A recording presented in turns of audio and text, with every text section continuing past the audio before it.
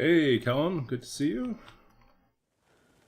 We are starting a little bit late tonight. Been busy taking care of, well, it's a group project time right now in my Intro to Python class. And my group members are turning in code, and then I have to figure out how to fit all the pieces together to make it work. So I was doing that, and I was... Oh, look at this.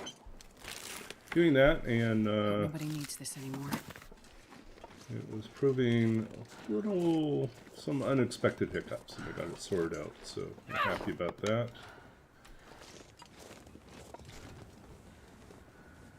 Don't eat the whole ball of wasabi when your boss dares you to. Yeah, that's a bad idea. Also, do not mistakenly use wasabi as toothpaste or as facial cream. Bad ideas. Do not rub your eyes if you've just been touching wasabi. Bad idea.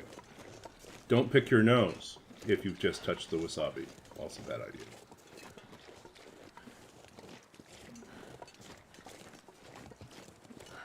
I think there's a scene in Chinatown where the main character grabs some wasabi and just slathers it on some poor guy's face. It's just like, ah. Don't do that.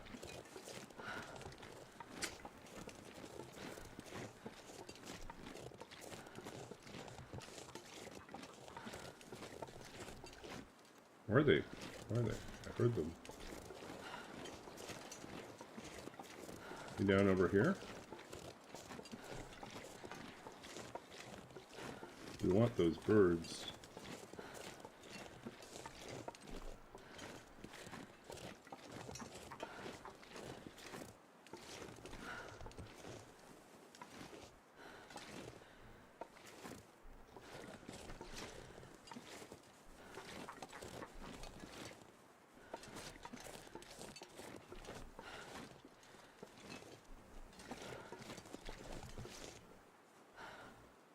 Yeah, I know.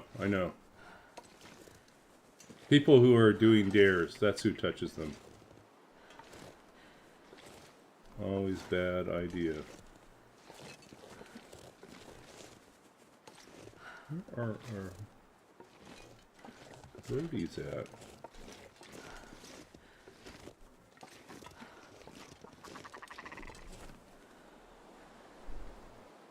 And the side over here?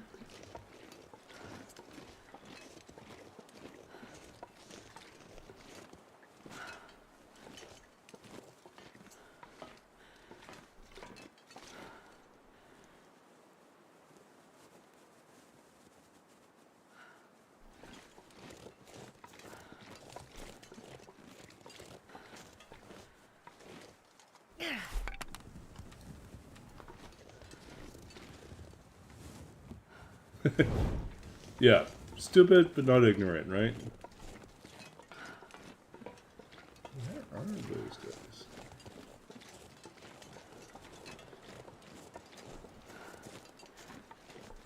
All we need is one more feather, and then we can make ourselves a good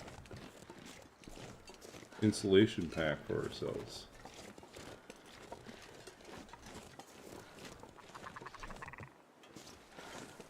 Definitely down this way.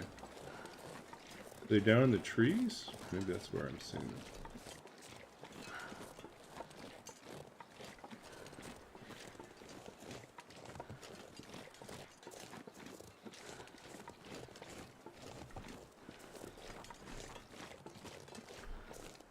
Oh no. Well, hopefully you didn't like combine the wasabi with the hot sake. That would be also a big no.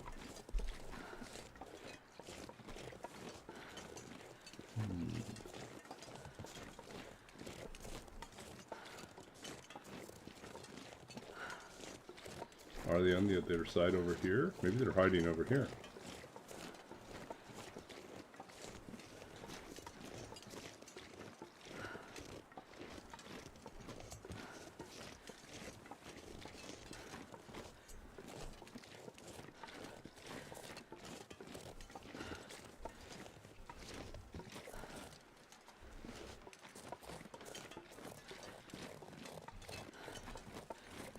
Where are our birds? We keep hearing them. We can't find them.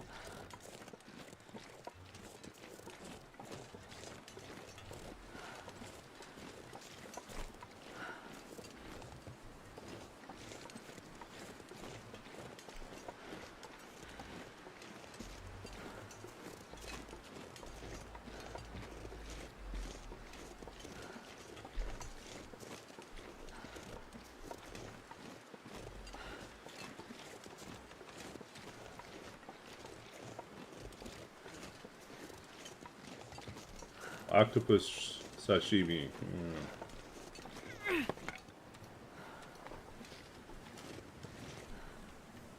Did we climb this fire tower already?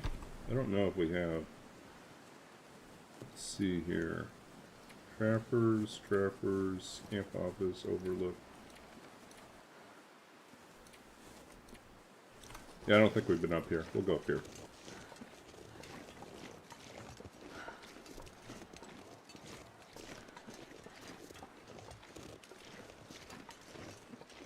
If we wait overnight, we should be able to have some more stuff to craft. That's what we're looking forward to.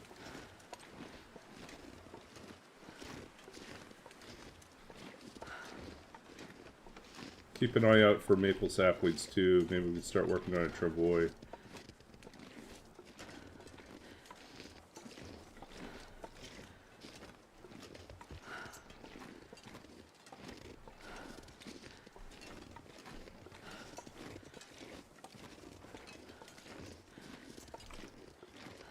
Yeah, working on group projects is interesting, especially when it's a coding one and you've got people at 3 different stages of experience.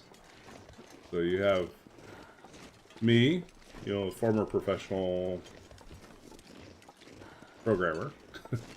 You have someone else who started a computer science degree and quit, but at least took the fundamental classes and understands data structures to a fair bit, right? Data structures and programming principles for the most part. And then someone else who is pretty much a beginner, you know, understands logic.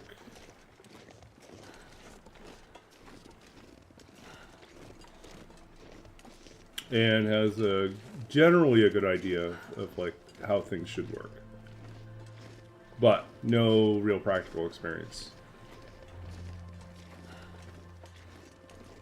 And then have us all work on the same project, different pieces, and then try to bring all the pieces together. So we're writing like this adventure game that's kind of like Zork, so all command line text commands, and I got the piece today from one of the other people that handles combat, and you know, I'd helped draft out sort of a rough sketch of what it needed to do, and he got most of it right, but I still had to adapt it, you know, adjust it so it would work with the existing code.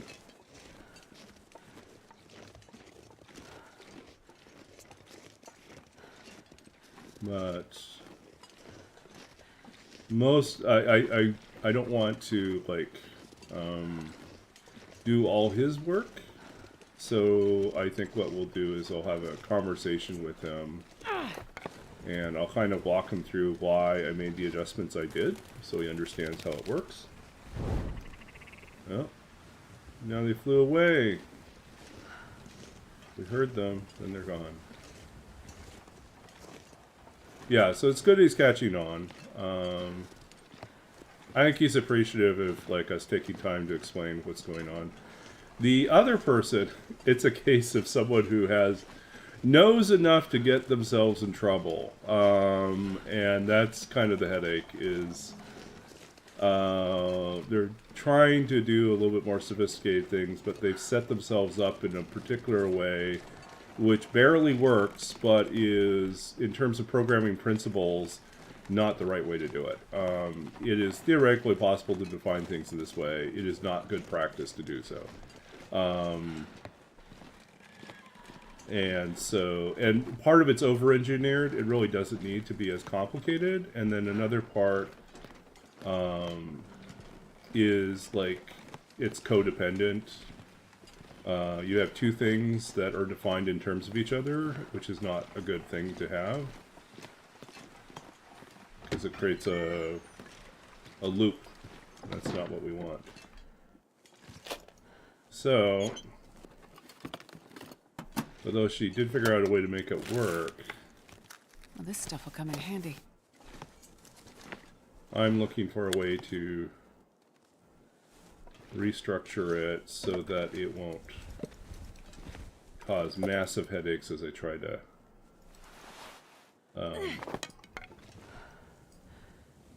won't cause massive headaches when I try to debug the thing. So getting the combat sequencer working is actually, I succeeded. I have that working now. I just need to spend some time tomorrow morning, I think, and we'll try to figure out how to get the, I want to change it.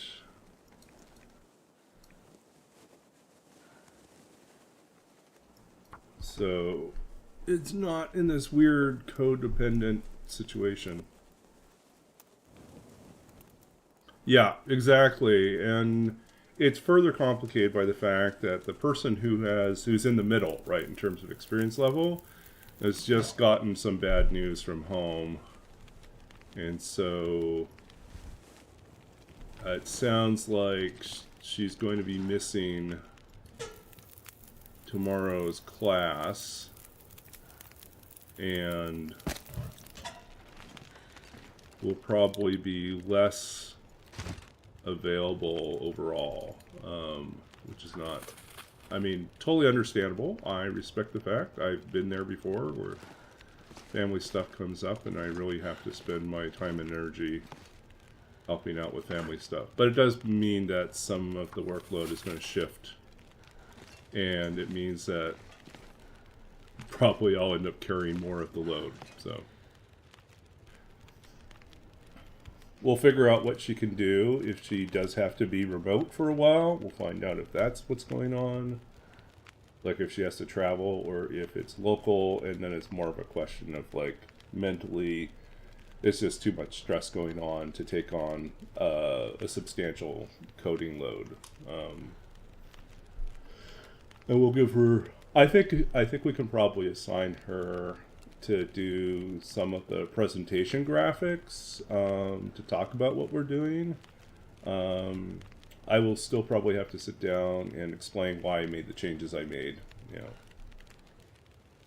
know, or why I'm recommending certain changes to make it work. For the most part, I've tried to preserve their original designs, even if I would have coded them differently. I just look for places where I can make them more efficient, while allowing them to feel like they've got ownership, which is actually a lot trickier than it seems. Like you said, making them feel like it was their idea the whole time, right?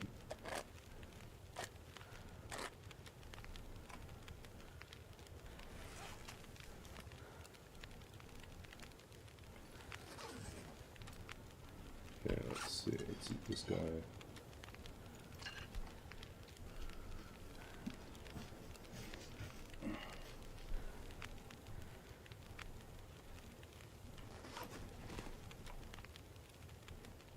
I can barely walk with this much gear. You don't say, Astrid. Yeah, let's say.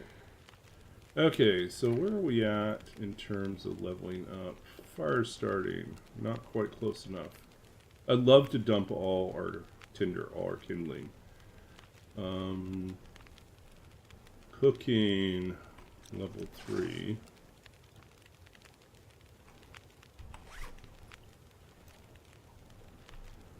Could keep making teas.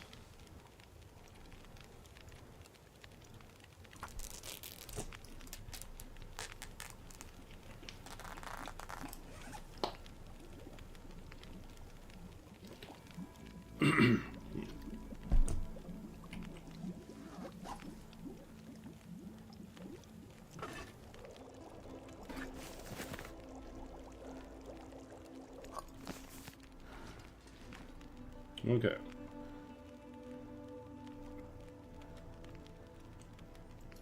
Yeah, it's always about balancing. When you're working with a team of people, you got to realize you're working with a team of people. If and there's a reason why I often enjoy working by myself, but I don't always have that luxury.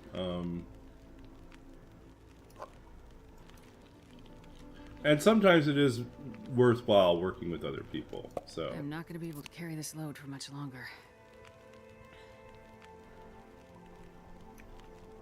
okay.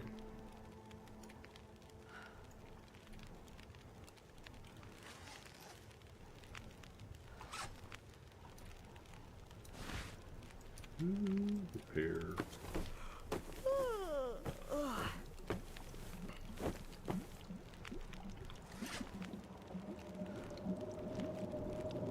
How many people do you manage these days?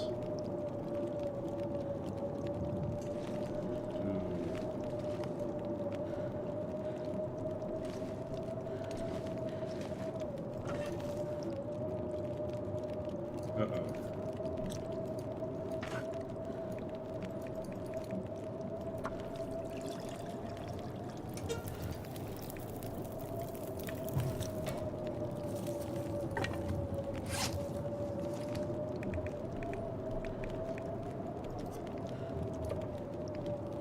$6 for a small restaurant. Yeah. I think it's like Dungeons and Dragons. I think like we each discovered there's an optimal size that makes the game enjoyable, right? So like for me, if I'm running a D&D game, I find like I cap out at about 6 players. I really don't want to have more than... My preference is to work with 4 to 5, and then 6 is doable but challenging. 8 to 10 becomes complicated, really complicated. Anything over 10 is just a nightmare to deal with. And so I kind of feel like that's pretty much what I can handle as a manager too. I mean, I would like to work with small teams of like 3 to 5, right? And or even one-on-one, just like have one person working with me on something. Or I'll just do it on my own, right? But if I do it on my own, I have to be realistic about what I can do.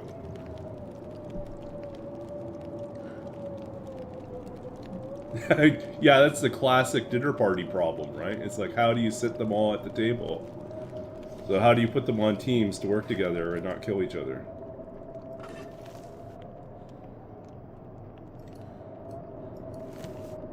Okay. Well, we are sleeping up here tonight, it seems.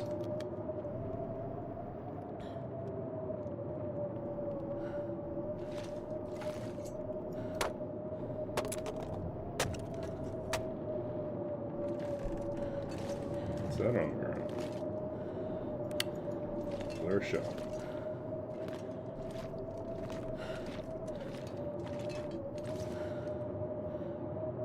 Yeah. So I had some interesting news today that, so nothing guaranteed, but sounds like I'm getting written into a grant. Oops, once again, I drink the wrong thing. So for a project that's coming up that, my boss feels like I'd be perfect for. And so this would give me funding on top of... So I could probably keep doing the job I'm doing, but then pick up this second project, and then I'd have 2 sources of income and more hours for after I graduate. So it's not a full-time... traditional full-time gig, which, I mean, I would still like to land in a library role somewhere, I will still apply for those positions, but this does mean that I have like an insurance plan. I have something to fall back on.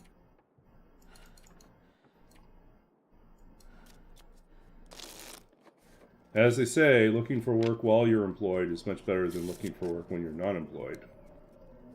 And looking for work while you're employed with an employer that actually wants to help you find work, that's even better.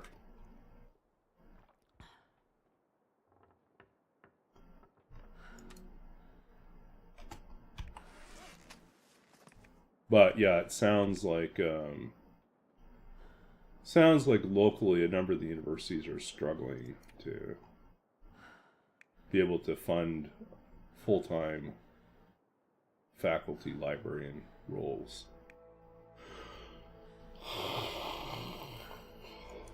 It's just a saturated market, and post-pandemic, a lot of things have not returned to the full level that they were at. So they don't have the same levels of income. It's harder to be able to get the university to open up money and pay us.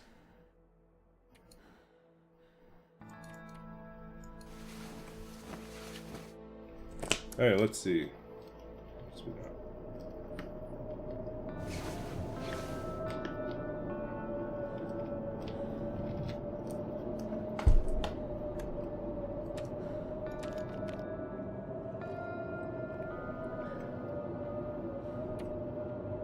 We're officially on day 20. We're not quite halfway through.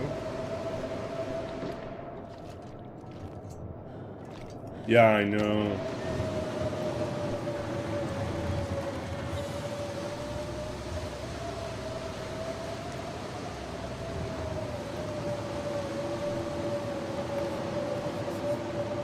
Oh, that's not what I wanted.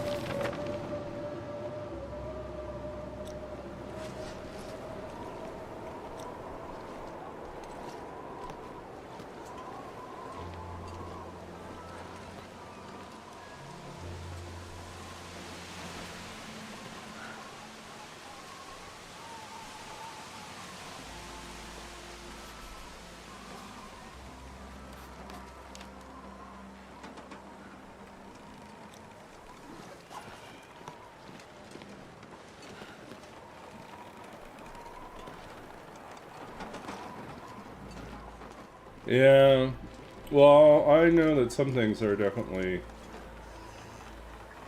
different.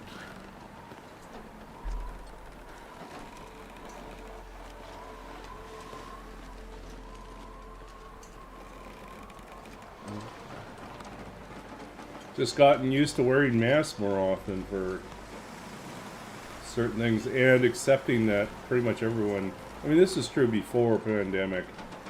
You just expected if you went to a conference, you'd probably get sick.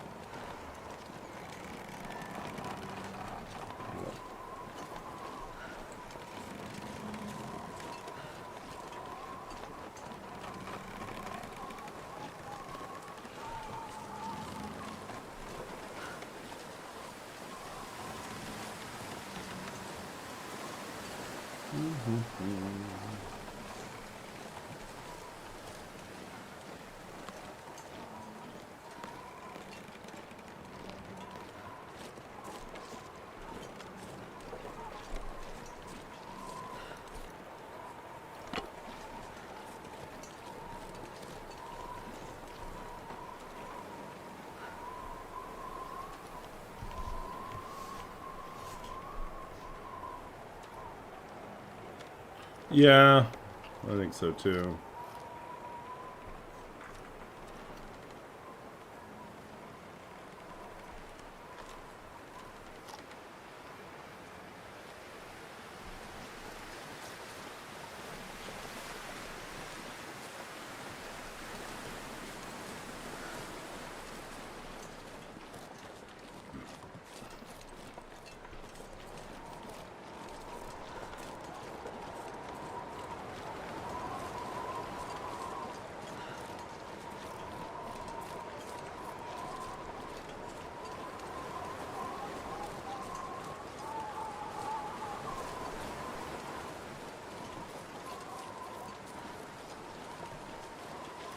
Oh, wow. Yeah.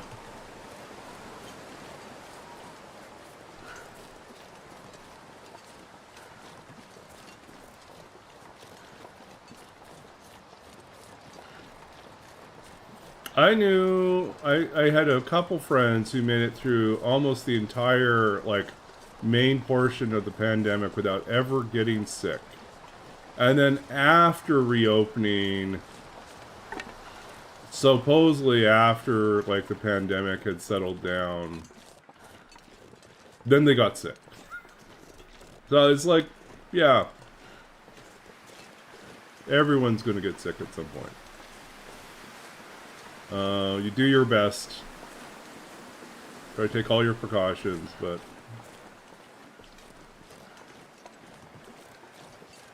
yeah, I think it was definitely, there's a sense of inevitability as much as you try.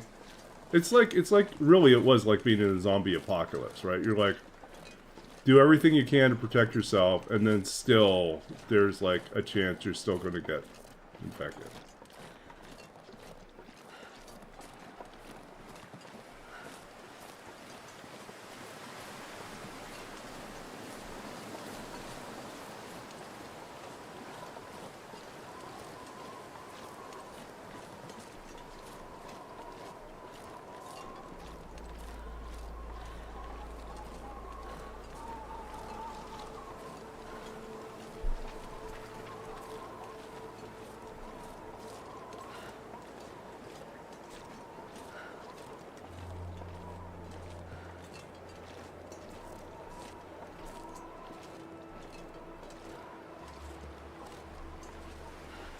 Oh, really?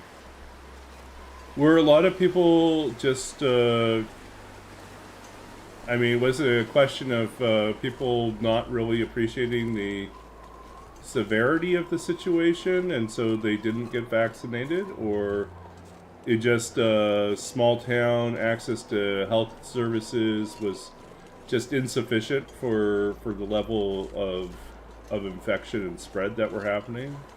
And so people, it was just, it would overwhelm the system. Um,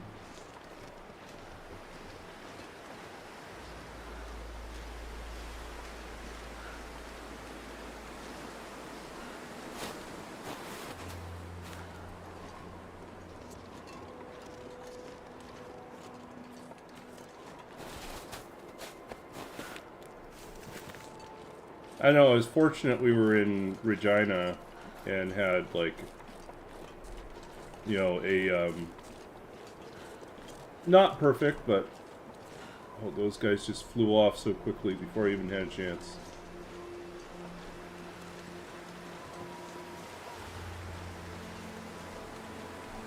But yeah, in Regina we had you might have to wait, but you would still have access to support. But a lot of it was simply like stay home, just stay home,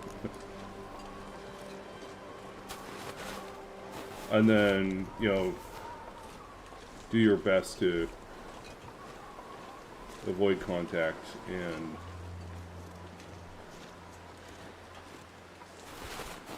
lots of liquids, lots of rest.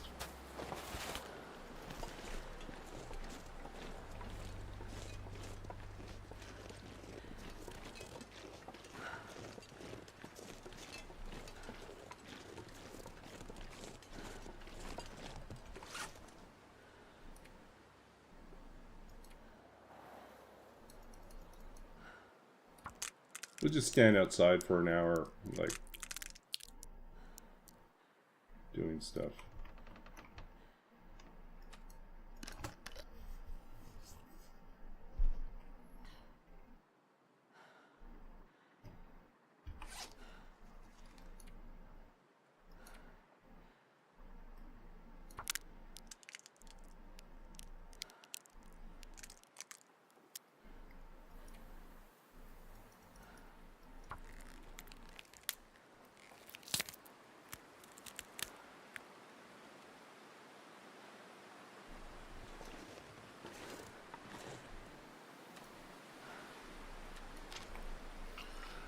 Okay.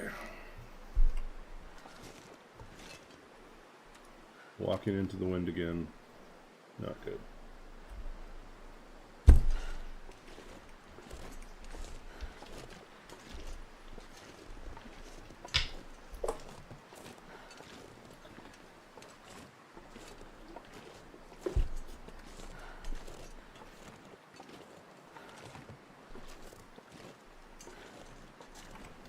Why are we so heavy? 48.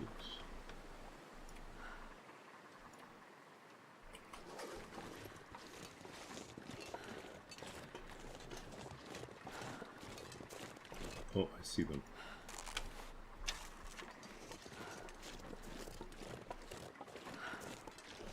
Right?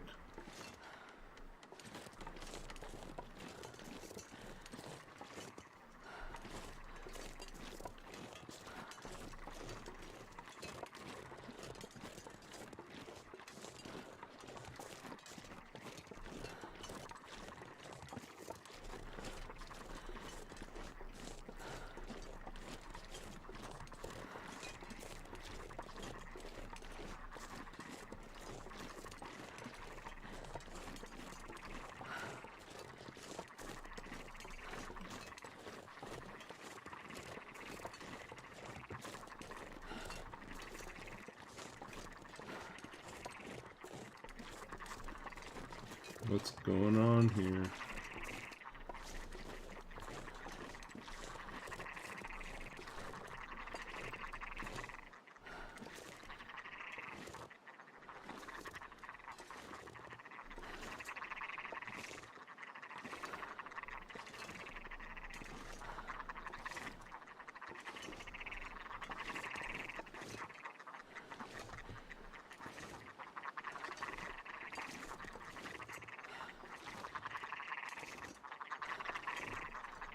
He's stuck.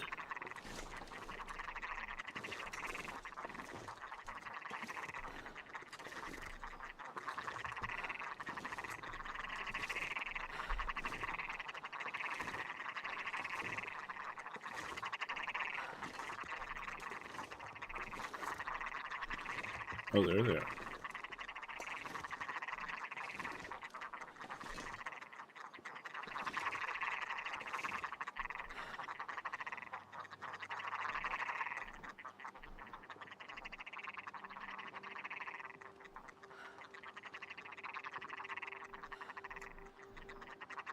No, that's not good.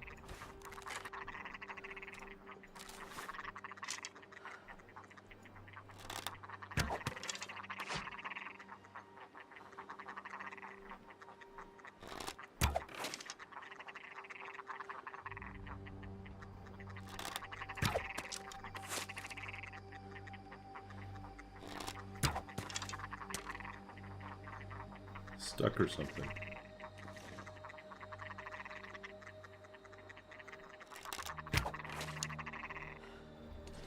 No more chat.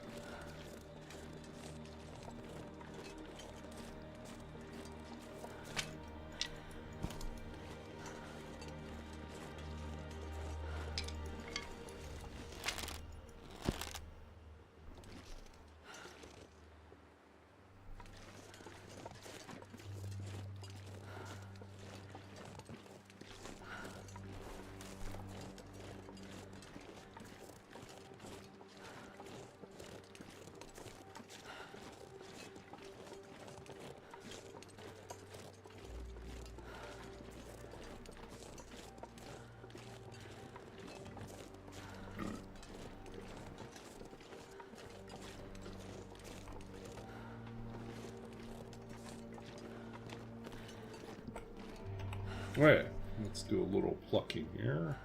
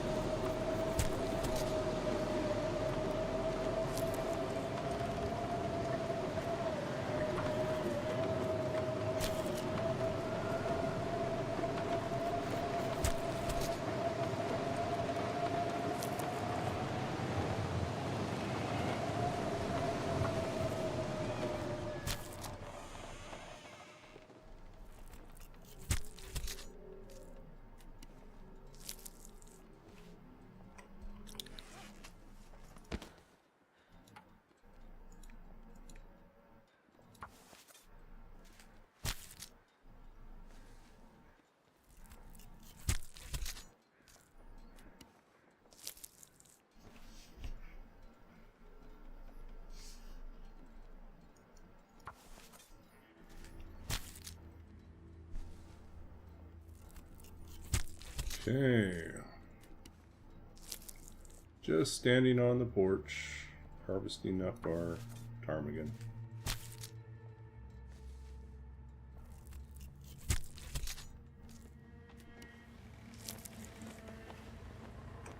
Oh, it's getting dark out here.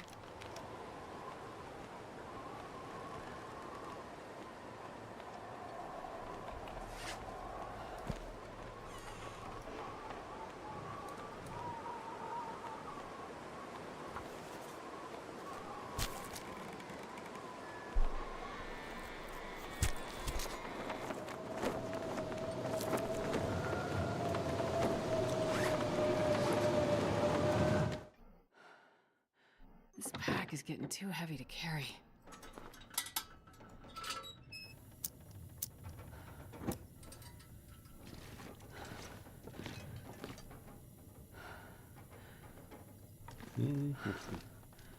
Maple's cured. Cured.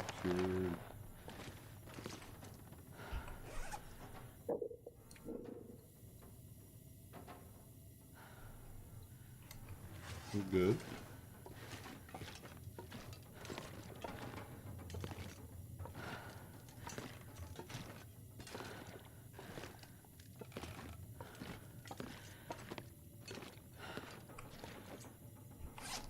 What do we got? Only a firewood. No, we got enough. Enough to make a dent.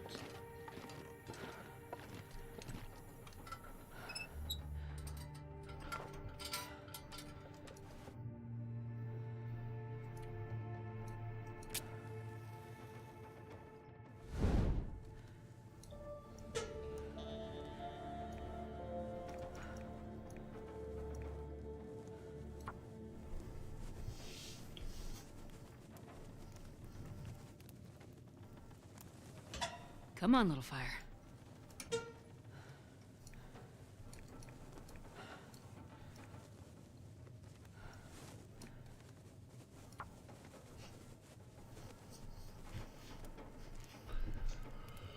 Ooh. Come on, little fire. Come on.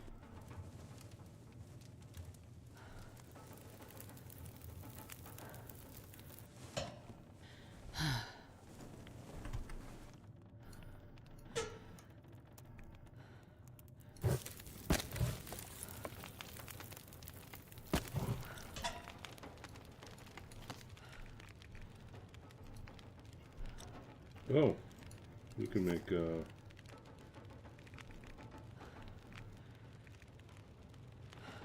we can make ptarmigan stew. Let's do that. Takes an hour and 41 to cook. Well, let's see.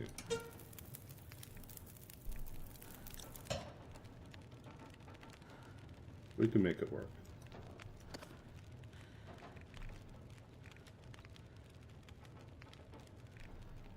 Or do we want to cook as many pieces as we can? I think we should do ptarmigan stew.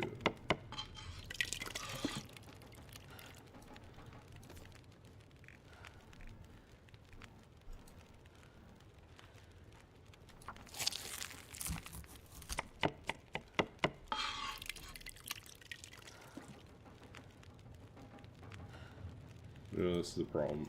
We're gonna have to use our coal.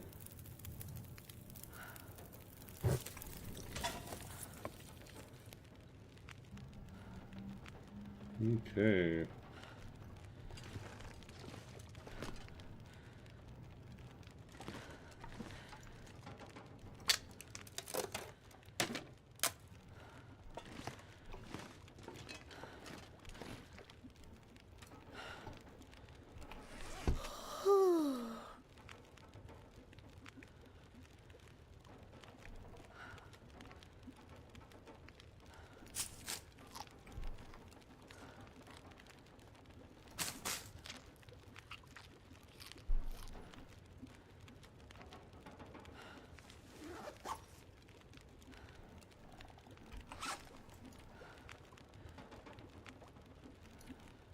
Oh, we could do a improvised down bedroll.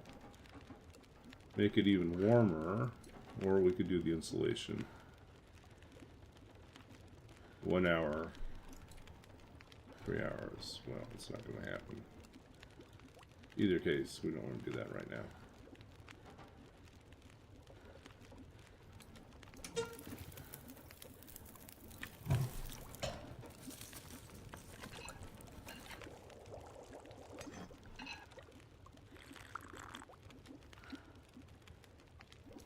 Okay. Rest suit, I'm gonna faint. Let's just cook everything else here.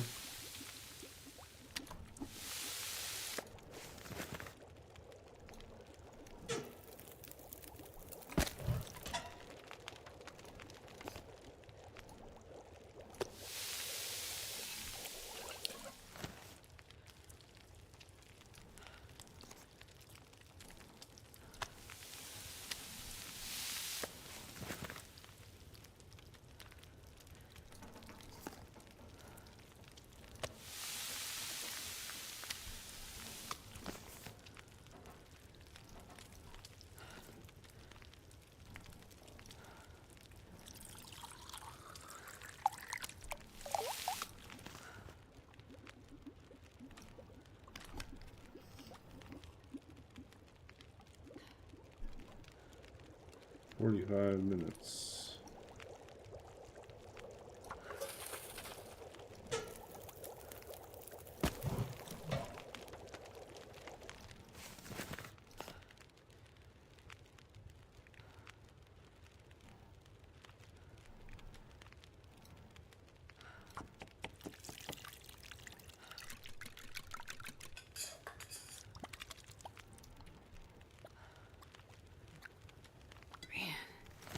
I am too tired to think straight.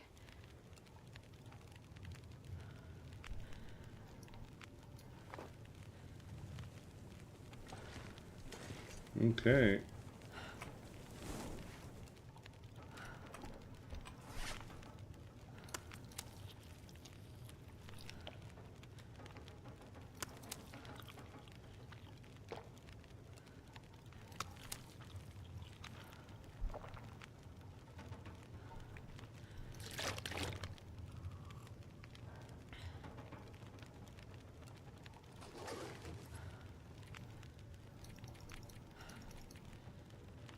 Hey, Nunia, good to see you. Oh, let's see. Baba Block.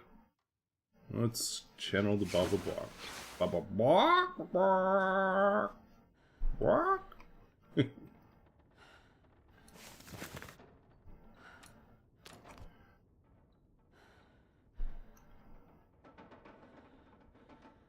Yeah, how are you doing? We're on a little later than usual tonight. Or we started later than usual. I was busy wrapping up working on a school project, and I kind of lost track of time. And I was like, well, it's okay. I want to be ready to talk to my group, rest of the people in my group for the project. Getting home from hosting karaoke. Karaoke.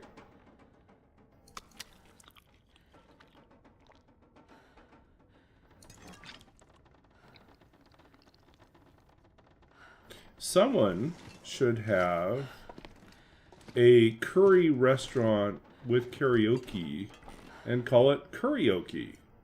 No. I can barely walk with this much gear. Gah! Terrible. It's all terrible.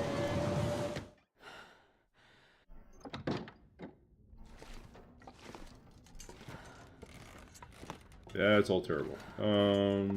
Let's go back to Plan B. Second survival bow. Probably don't need it. Deerskin boots. Also don't need that.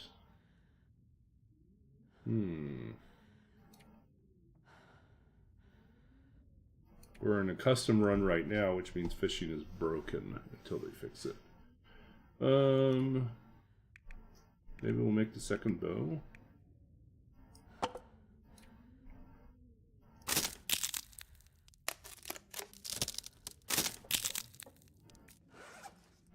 Yeah. Curry, okay. Curry, okay.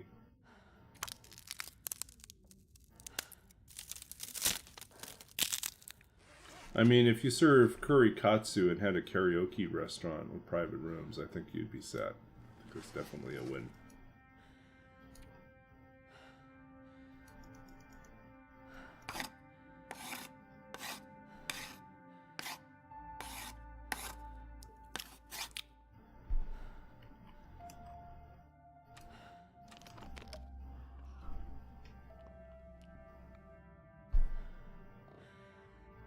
Curry rice in Mandarin Chinese is ga li fan.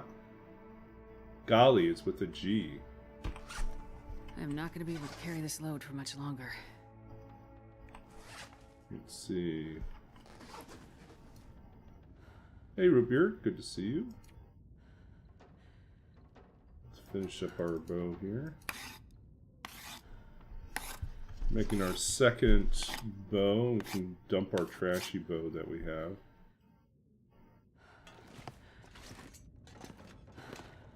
Okay. Goodbye, trashy bow.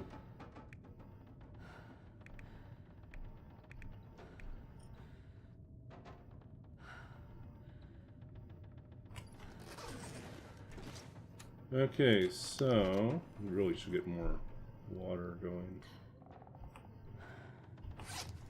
We're at 44.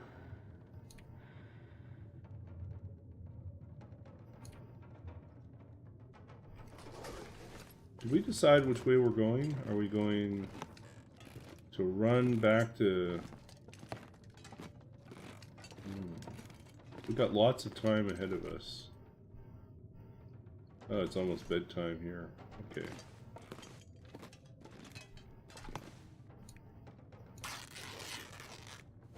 Yeah, we're still on the random run. One of the things we decided to do is, since we're so impervious to cold on this run, and there's no wolves, we should definitely make a trip to Sundered Pass and wrap up there, so. But in order to get there, we would like to forge a few more. I mean, what are our arrows for? They're really just for hunting deer and maybe a bear if we can catch a bear. We only have 2 arrowheads right now, so we're gonna need more. What else can we repair?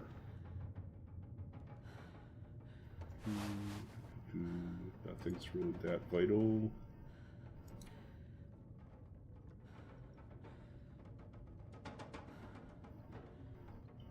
If we had some more maple saplings, we could make oh, we were going to make improved insulation. Let's do that.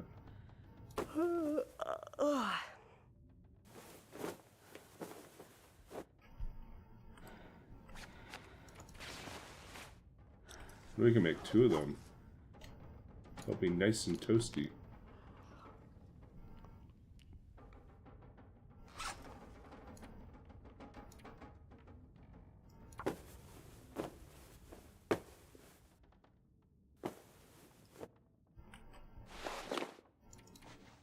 $28. Yeah. We're set. Toasty warm. Okay. And we needed some firewood here.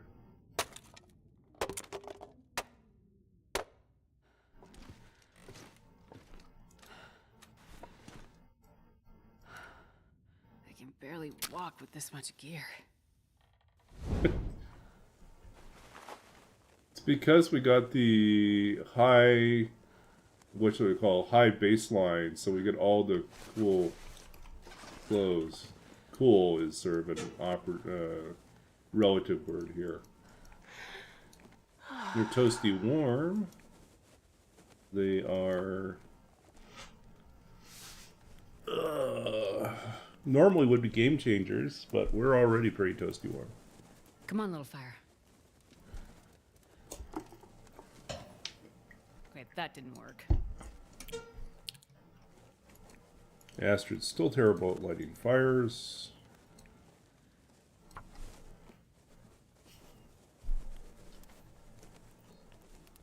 Yeah, so our choices are from here, we could go to Forlorn Muskeg.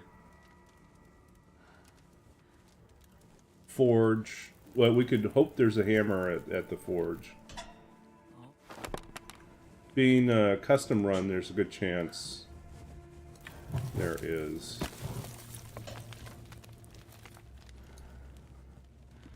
We want water, that's what we need to do.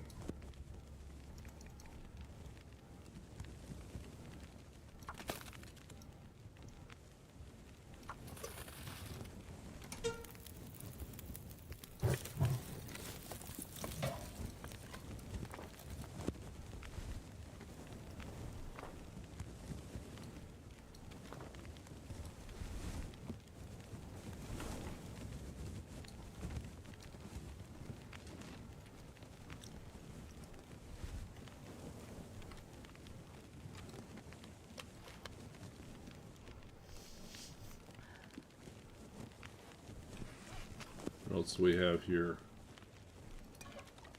Ptarmigan soup. Forage. Yeah, the moose on this run, never seen one. I have no idea if it's even in this run.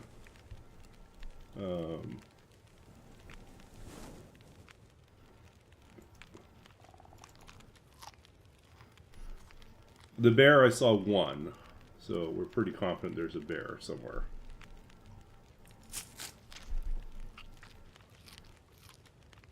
But I think bears must be low because we went through Mystery Lake and didn't see a bear.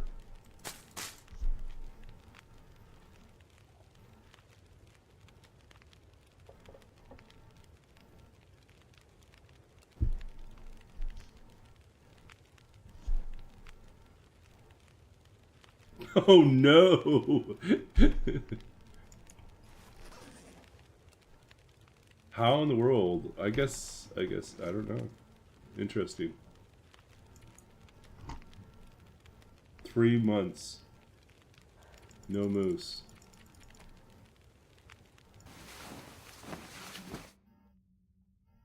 Hey Linnaeus, good to see you. Welcome in. We probably should do some shoutouts now we have a few people in here.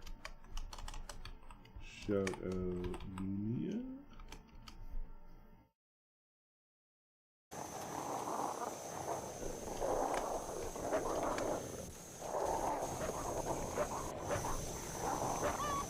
Uh-oh.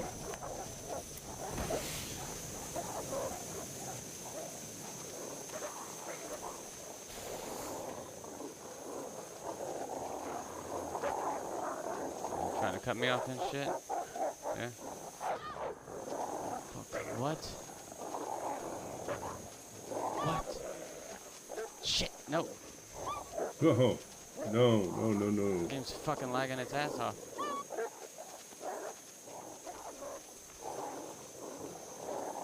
No. My nightmare. I hate going with timberwolves.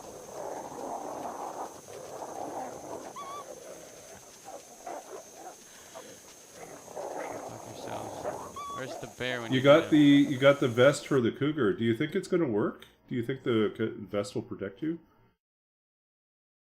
Maybe in the new version of the cougar.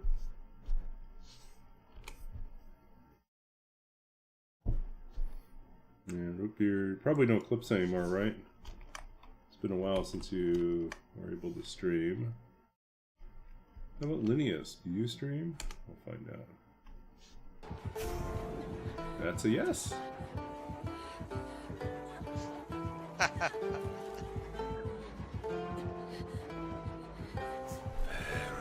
beneath.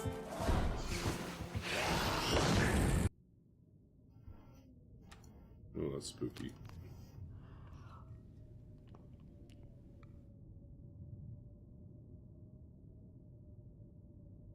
I'm not going to be able to carry this load for much longer.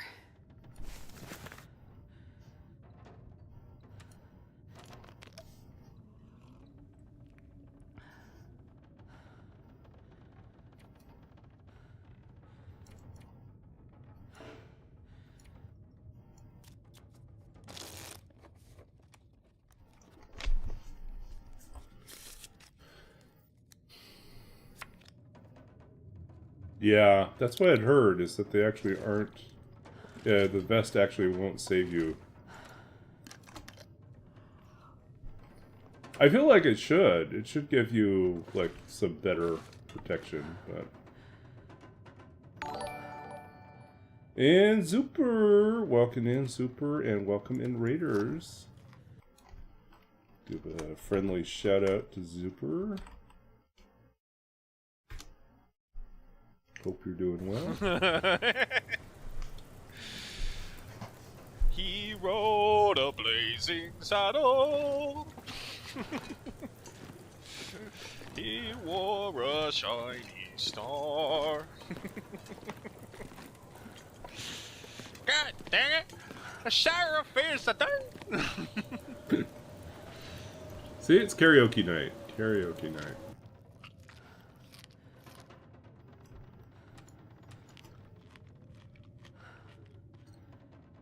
Okay, miserable weather we're having out here. Just do a final check on what we got here. We're at 46. We're heavy still. What we want is we want to get some maple saplings so we can start making a travois. Oh boy, a travois.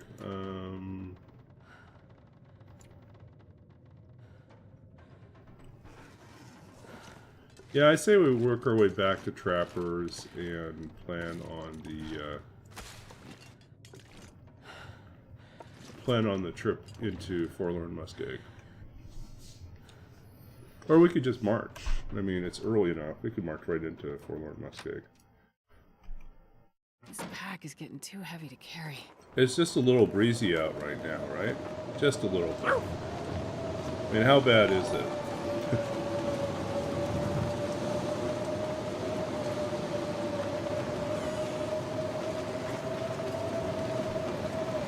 Been pronouncing it incorrectly? Oh, the travois? The travois? Don't ask me for a correct pronunciation.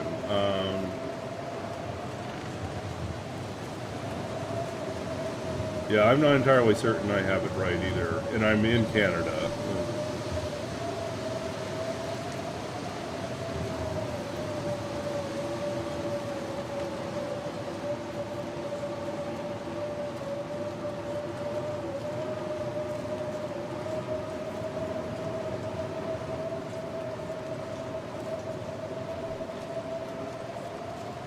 Travois? Travois?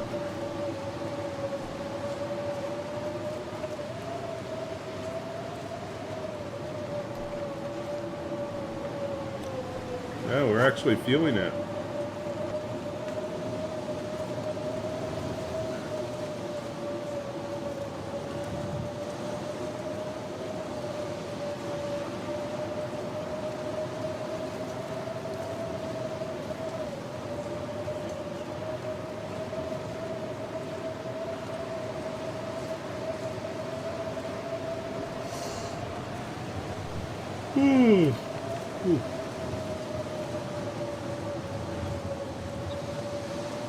Oh wow. We're actually feeling cold.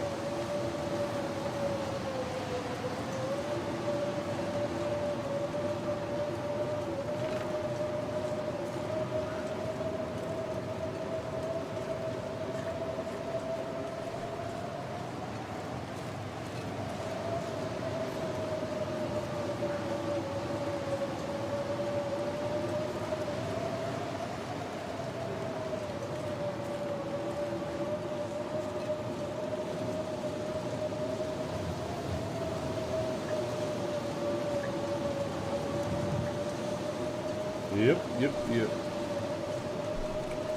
How are we doing? We are on day 22. 22 days. And we finish on day 50, and we need to get to Sundered Pass, so I guess we're just going to go ahead. March.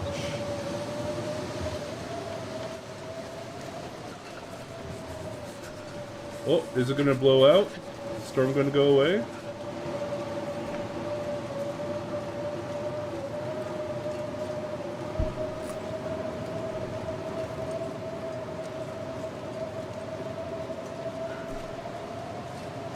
How's our clothing doing here?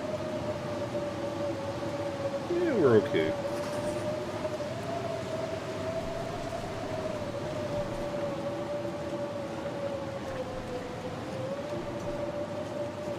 So I was a little late coming on tonight because I spent part of the night working on, earlier part of the evening, integrating code in from two other people from my group project. We're doing an Intro to Python class, which I probably shouldn't be taking an Intro to Python class. I should be taking an Advanced Python class, but we don't have one for the library school. So there's like maybe one or two topics at the very, very, very, very end of the course that will actually be new things to think about. But that's okay. It's summer, it's a compressed schedule. We're losing a couple Mondays to holidays. I mean, honestly, it actually works out pretty well for me to just blast through the class and be able to take on a little bit more advanced project at the end. So our advanced project is we're working on a Zork-like adventure game, but very, very stripped down. It's just like 5 rooms, limited monsters, and oh wow, look at that! We're actually hitting cold, real cold. We might have to go and hide out in the cave. It's so cold. I just want to lay down for a bit. Or make a fire somewhere.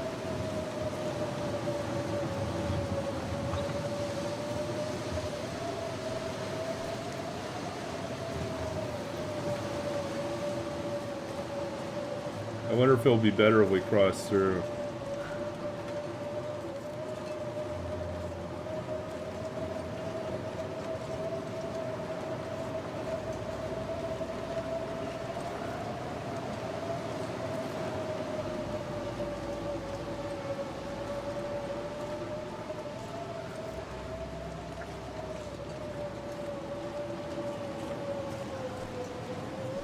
So yeah, today's challenge was integrating in combat handler that someone wrote who's pretty new to programming. So I can barely walk with this much gear. we can stay here, sort of.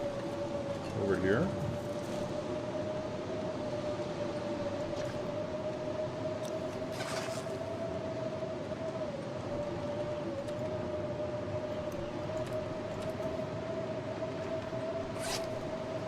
We have a sticks a little bit. But yeah, so I think when we're a little further on, maybe about next week, I might showcase what we got. But it looks like, due to some unexpected challenges coming up with some of the people in my group, no problems with them personality-wise. It's just like, Come on, little fire. scheduling-wise, some things have come up.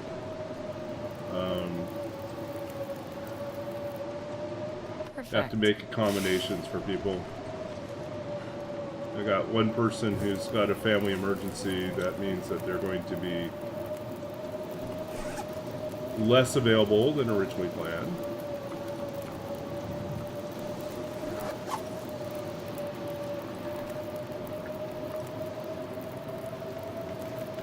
And the other person is pretty new to programming, so I don't want to overburden him. But we do need to get this thing to work as intended. So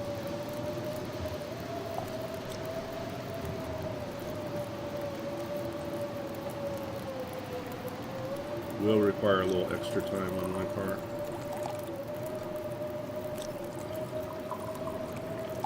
But a Zork-like game, yeah. It'll be fun.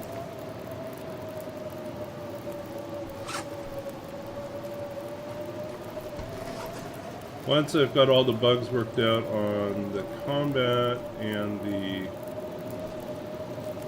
room navigation, which is pretty close to being fixed, then I can start playing around with some other sorts of interactions, as well as handling like the use item scenarios.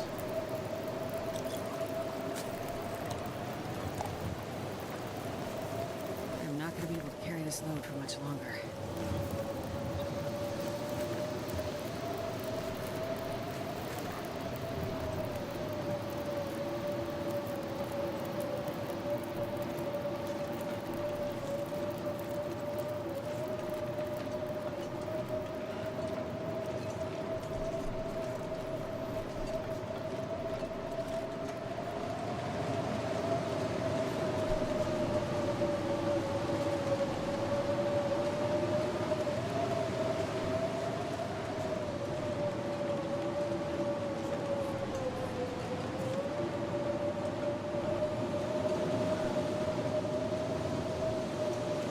I think the smart thing to do is to go down the track, stay in Poacher's Den.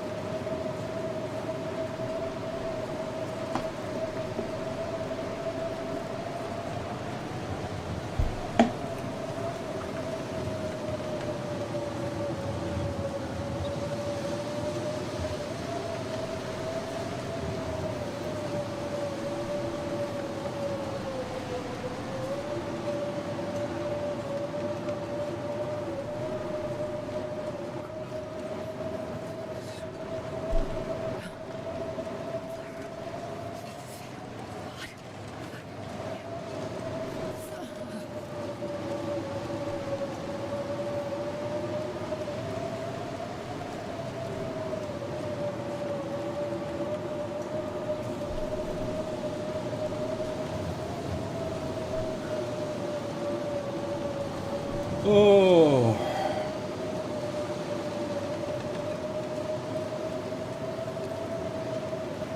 Next week this time, I will probably be packing things. Getting ready for my August 1st move. Although, I'll be really paying rent in 2 places and taking a couple weeks to move everything over, but I'm just looking forward to taking possession so I can start purchasing furniture and moving things in.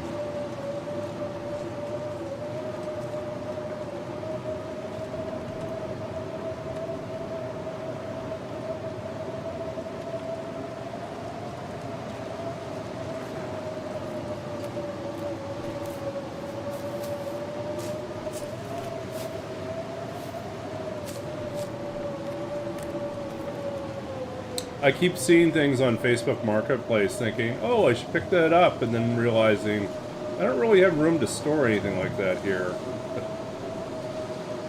Not in the current place.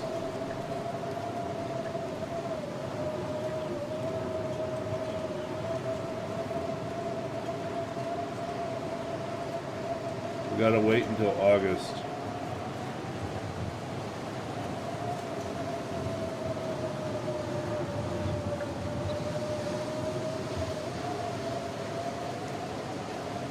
But yeah, once I have possession, start moving a few things in. I'll take some pictures, show off the new place, figure out how I'm decorating the rest of it.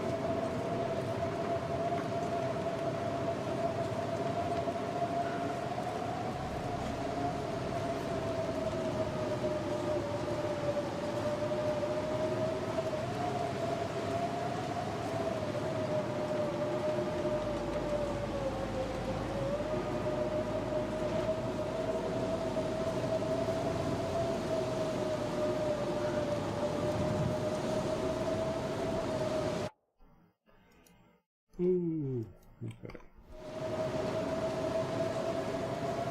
Yeah, so Zuper, stuff is going well. Our challenge continues. If anyone came in with the raid that's kind of confused about what we're doing here.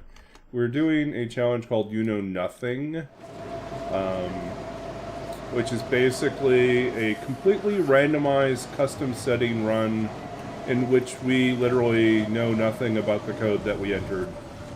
So we punch in the code and we try to survive for 50 days. And we try to travel to the opposite end of the map from where we are. So this time around we will head to Sundered Pass. We've never been there before. Feels like a good end of the world place to go. I think I can use this. Actually, I don't need that. We're not planning on guns. So far we haven't seen any. We've seen shells, but no guns.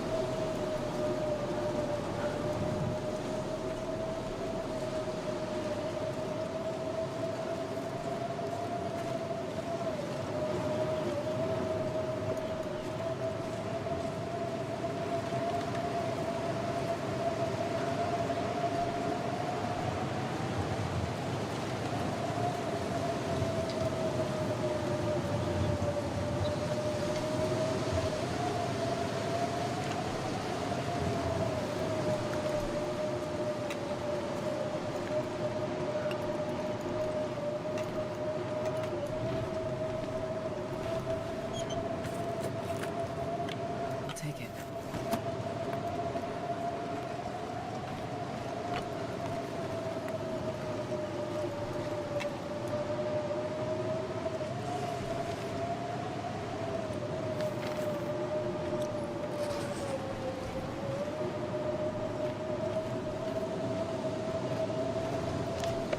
Yeah, we're 5 degrees here.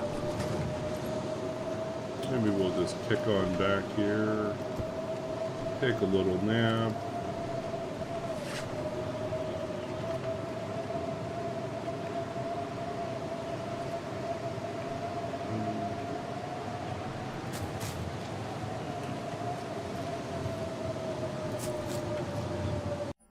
If you're curious about me, that's a little bit more about me. I'm a writer. I'm also a former computer games programmer and a currently attending school doing a master's in library and information science after previous degrees in computer science, creative writing, and literature and creative writing. So.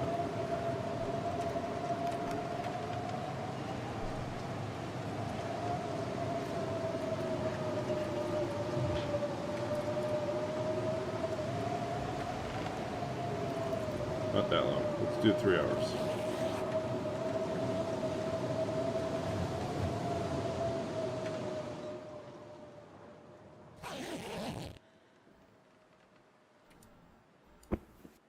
Look at us. We're doing fine. Totally fine.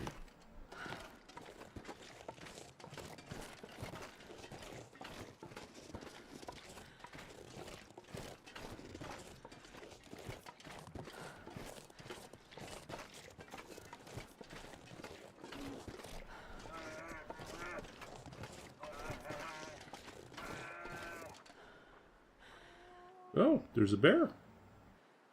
And I believe by the bear's reaction that we are dealing with passive wildlife. I hope. Yep. Oh. Well, we could say we know that now. We know that.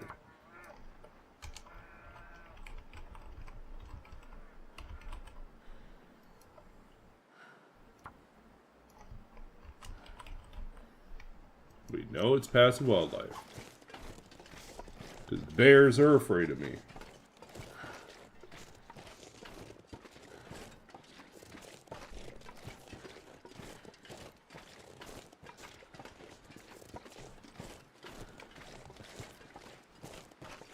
We're really slow.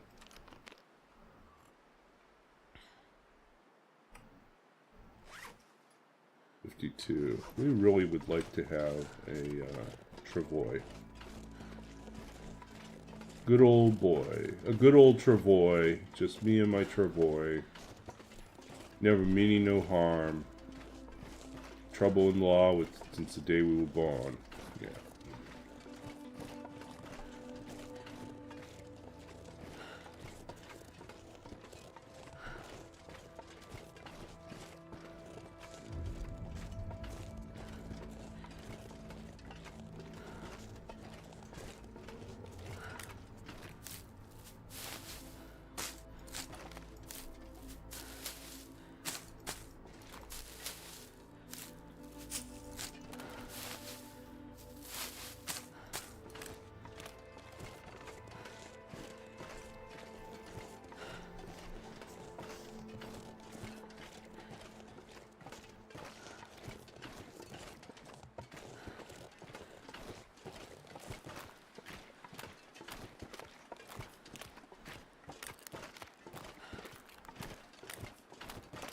Okay.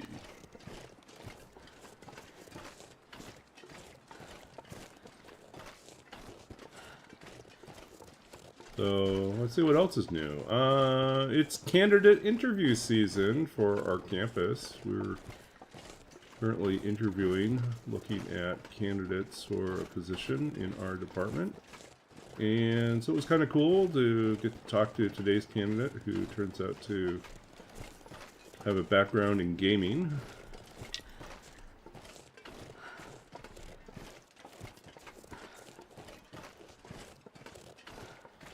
Seems like a nice guy. And pretty cool. And pretty smart. So, who knows? Hopefully he'll get a shot.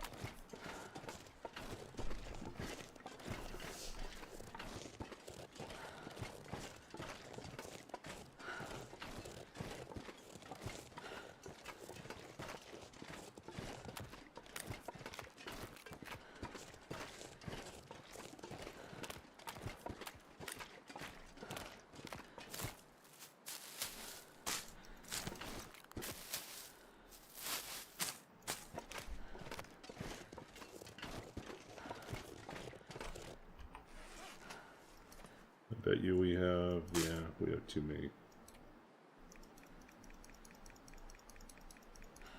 I'm gonna knock this down at 30.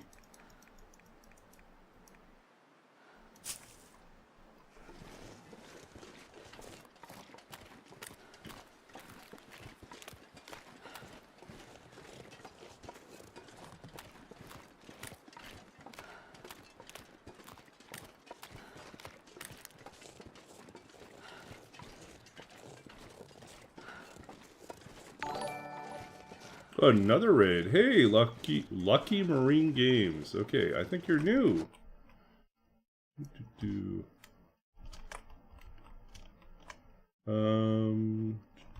Lucky. Welcome in, Lucky. A lot of TLD streamers raiding tonight. Funnily enough, I got third. Like, are you kidding me?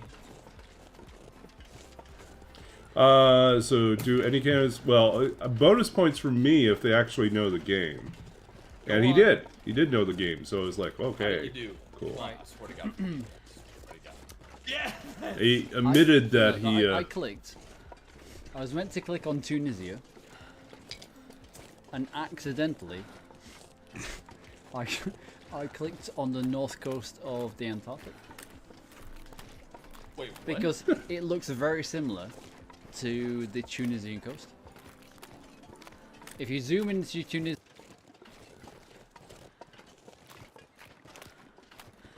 the geography games? Interesting. Doing some sort of geography challenge game? I don't think I could do that. I don't think I could recognize coastlines like that. That'd be a little bit beyond me.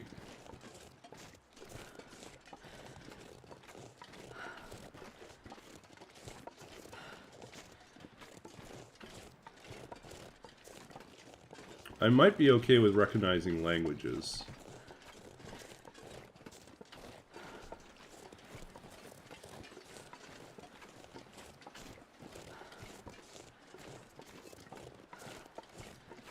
Yeah, so Raiders, GeoGuessr, that's what it was called, yeah. Raiders, if you're new, this is a little bit about me. I'm a writer. I'm a former computer games programmer. I am also I'm the author of 2 books of poetry and a longtime TLD player and D&D player. I'm also back in school yet again, this time for a Master's in Library and Information Science, which is my 4th degree. So I've been doing a lot of school.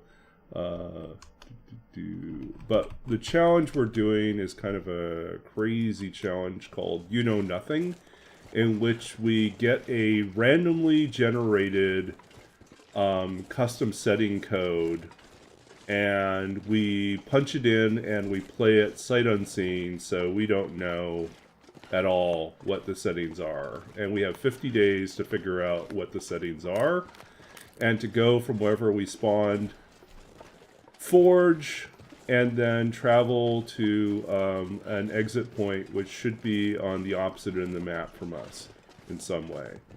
So we spawned in Forlorn Muskeg. We're just back now, actually for the first time in a while, because last time we were here we had nothing, and we were desperate to improve our situation, and we didn't know what wildlife was going to be like, so we fled.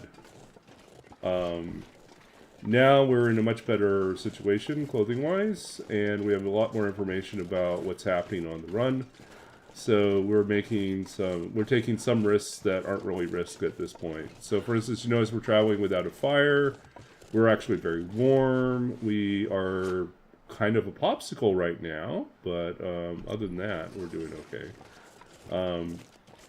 We definitely have high baseline resources in the world, because you're seeing things like the Expedition Parka and some other stuff. I don't know about guns. I don't know if there are guns. We know that there are shells, but in custom runs that happens a fair bit, where like even if there are no guns in the world, you still will run into shells.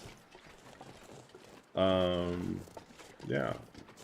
So these randomly generated custom settings are actually a product of another project of mine, which is this little custom settings random generator, which I wrote in JavaScript, and it's available for anyone else to use if they want to try a completely random run.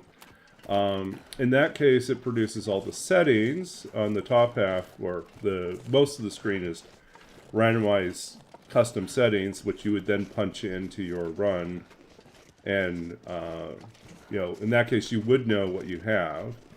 But at the very bottom you'll see there's also a custom code generator, and really what that is doing is it's not really generating, it's selecting from a pool of previously generated settings that I've taken the time to actually punch into TLD and get the codes for, and then put all the codes into an array that I can choose from randomly. So there's now probably about, sorry Astrid, sorry about that. There's now probably around 15 or 20 different codes in there. I have vague recollections of the types of things that are lurking in that pool of codes, but if I look at the code, I can't tell you which one is which. And I deliberately add the new codes in at random spaces within the array, so I can't even say like, oh, it was an older code. Nah, I won't know. So, I can tell you that this one is probably one of the easier ones we've had, other than the super high wind variability and super high blizzard frequency, which is downright annoying. Thankfully, we're pretty cold resistant, but yeah, it's been kind of trying in terms of travel. But I do know that in that pool of possible codes we could get, there are some that are absolutely vicious. There is a endless night, very high wolves, very high bears, I think no rabbits. Yeah, that's just miserable. And there's a couple, I think, that are like no rabbits, no deer, which is rough. You know, you have wolves and bears around, but no simple wildlife to take care of. It's predators and the moose.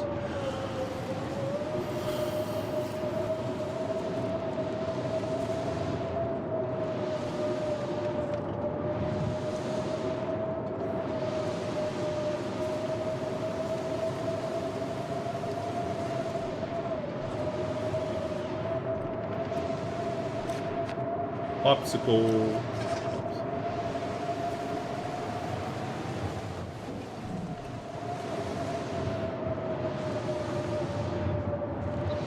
But yeah, we determined pretty early on that we have no actual wolves. We wandered pretty far from where we were intending to go. This is not the path I wanted, but it'll have to do.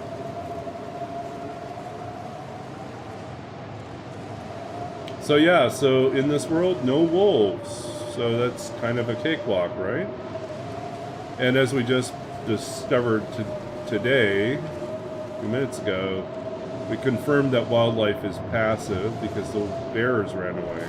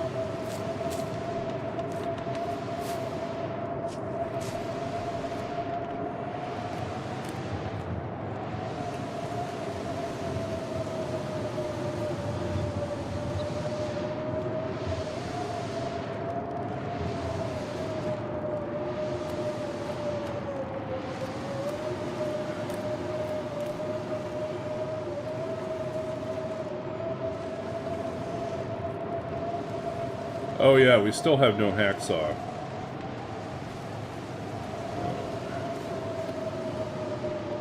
Let's see if it shows up out here. It's dusk, so I can't be far behind.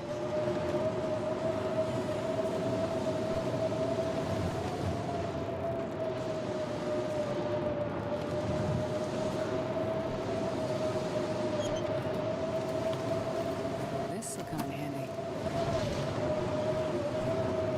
Actually, it won't. We have pretty good stuff already. What's over here?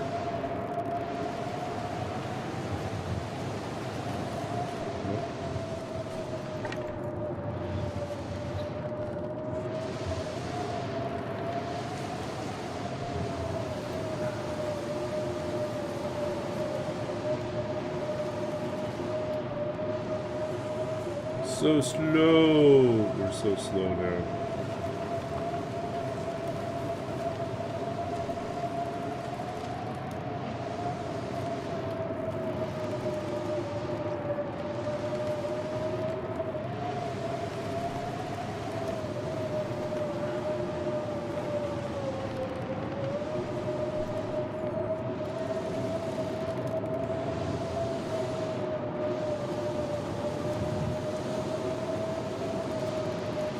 So, as soon as this challenge ends, I think we'll try once again, or maybe we'll go back. We did one misery run already. We did 41 days in misery without a bedroll the entire time. No bedroll, no bow. We died on the last day trying to finish up the bow. We died due to food poisoning, a really nasty case of food poisoning and starvation.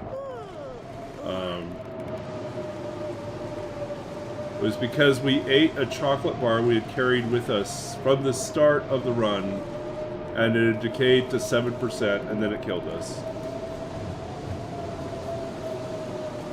Even though we had Cooking 5, that just confirms that Cooking 5 will not save you from food poisoning.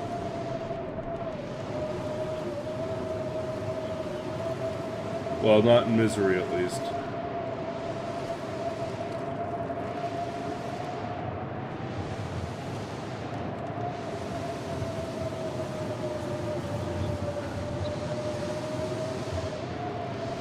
But yeah, 41 days without a bedroll is a new record. I have never done that before. I think the most I've gone has been like 25, 30 days without a bedroll. But yeah, I'd never broken 40 without a bedroll.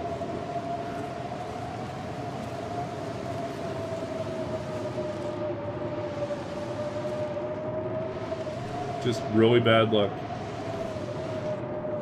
We checked almost all the places where it usually should be, and we just didn't get it. So that meant that it always spawned in the inconvenient place which I skipped.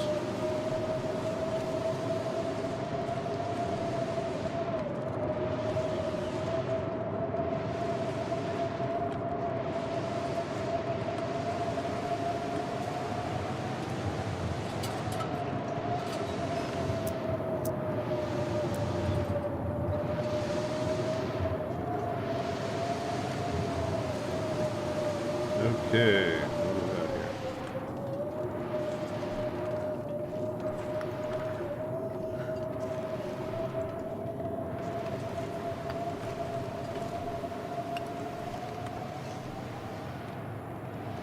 There's our hacksaw.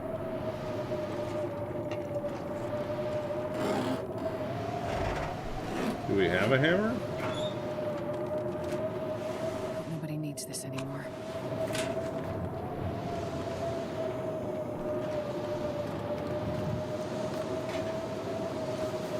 Perfect. We have a hammer.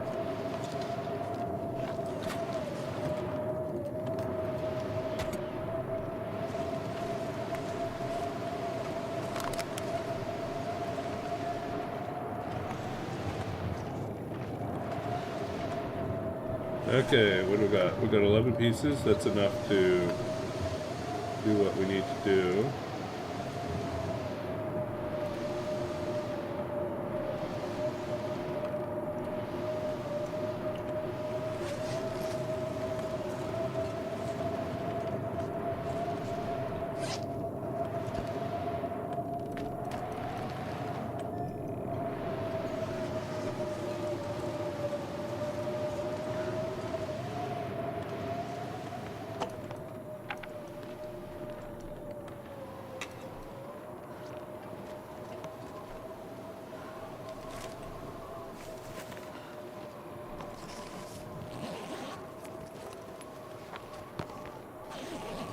More maple syrup. It's getting kind of ridiculous, isn't it?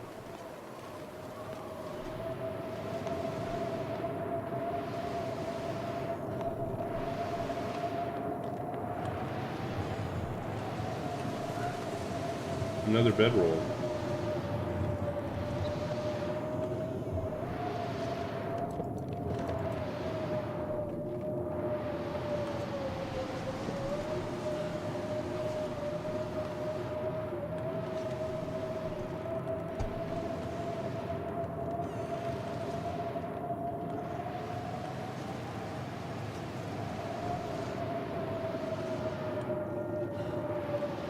Oh, so much food here.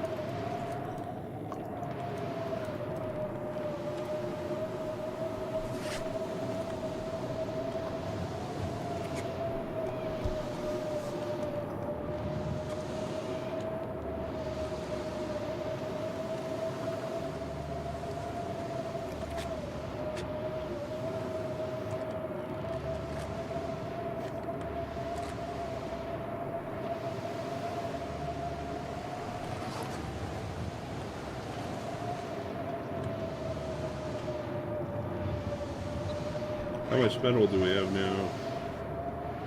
9 pieces. That's what? 18 arrows? Plus some other scrap outside. That'll probably be fine.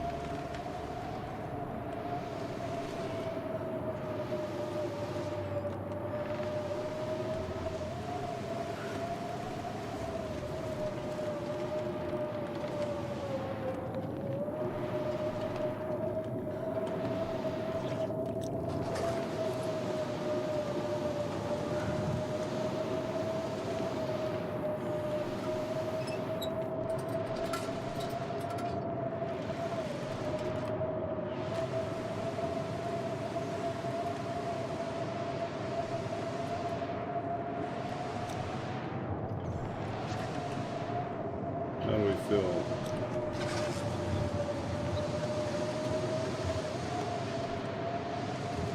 Try sleeping for a couple hours, see if this works.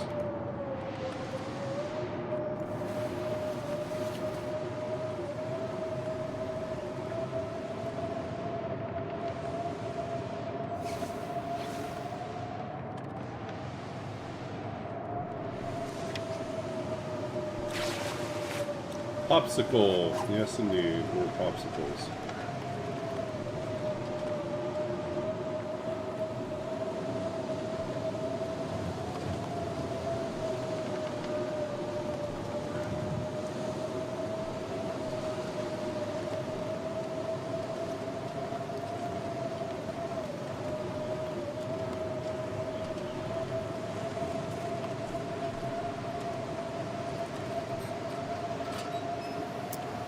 Now let's walk around the structure.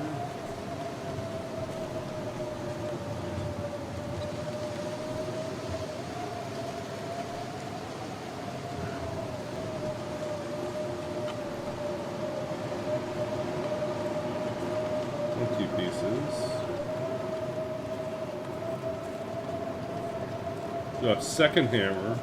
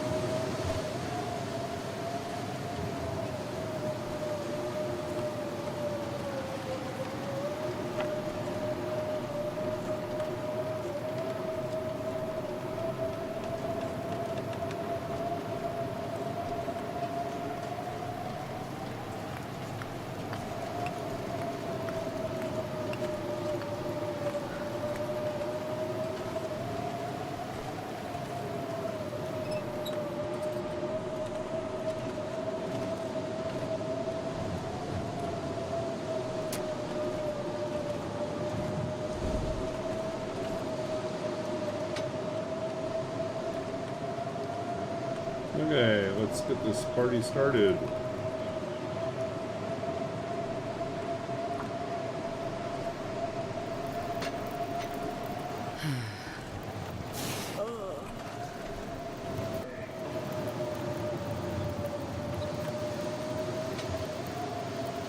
Okay.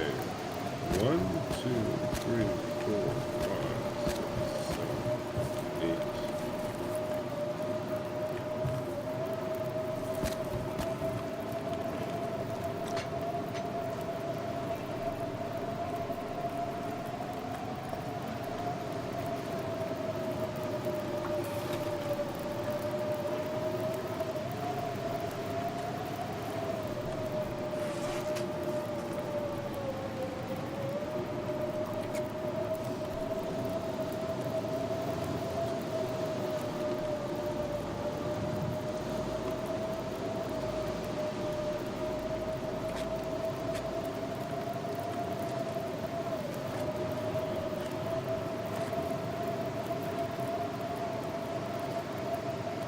Okay. Just one arrowheads.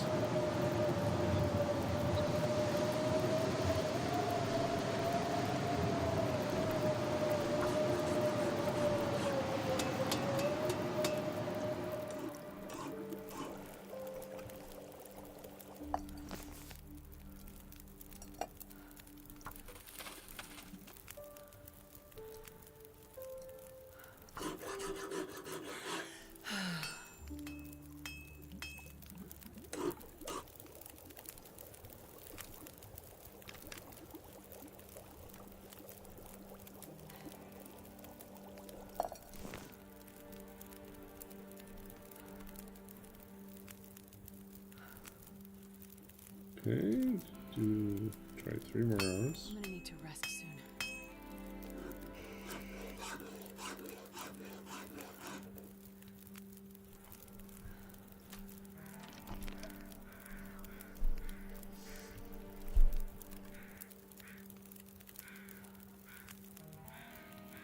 Okay, how are we doing for water right now? Down right here. I thought I'd wake up again.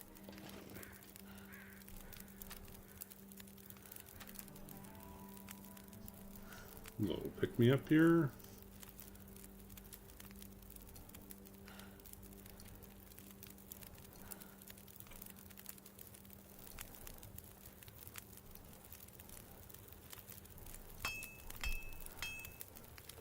Looks like I made it through another night.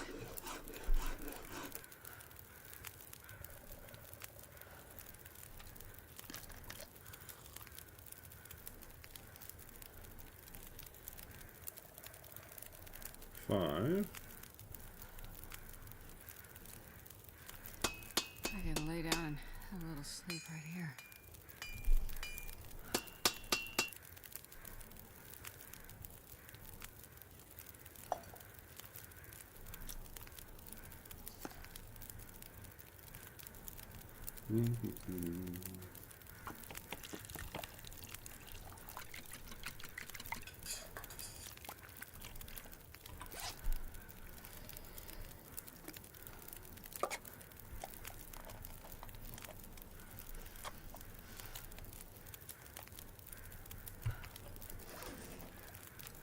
I think we'll just eat the worst of our syrups.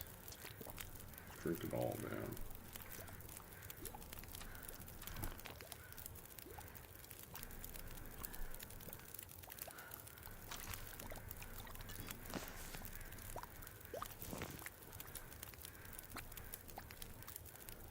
Three hours?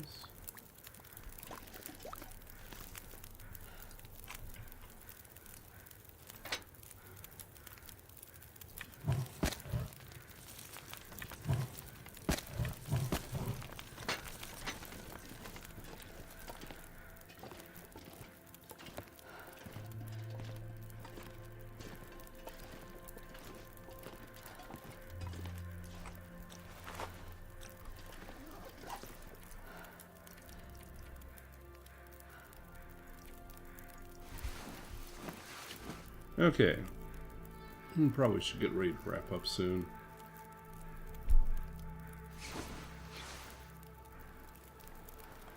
"23 days, we're almost halfway through.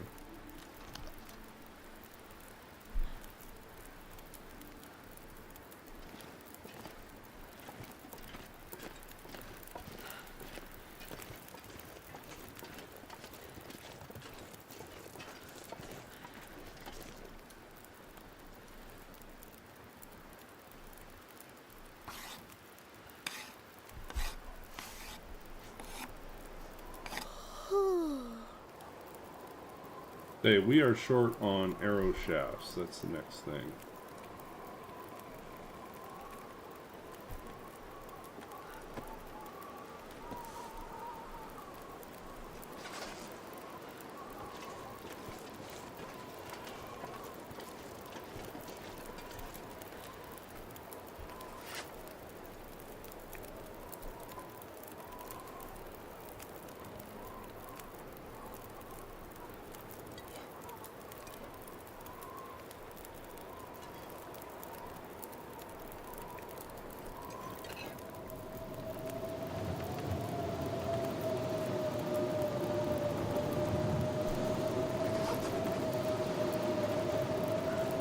Okay.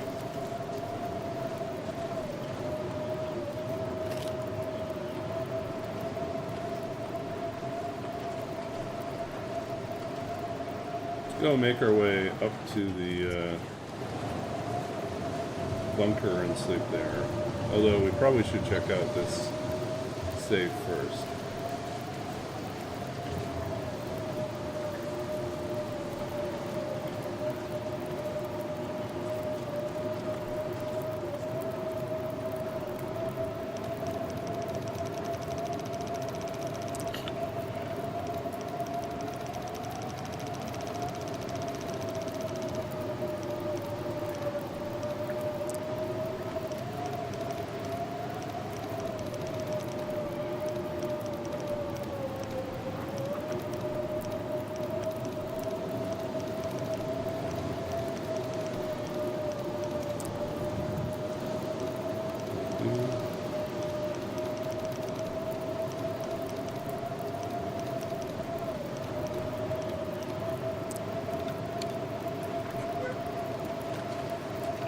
This stuff will come in handy. Oh, score.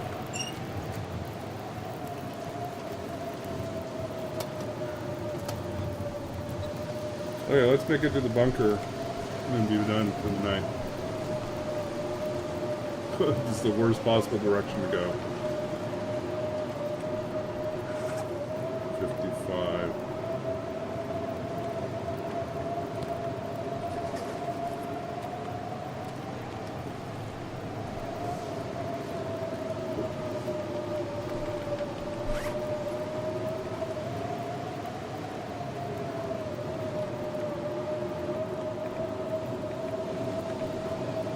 Oh, we're done with the hammer now.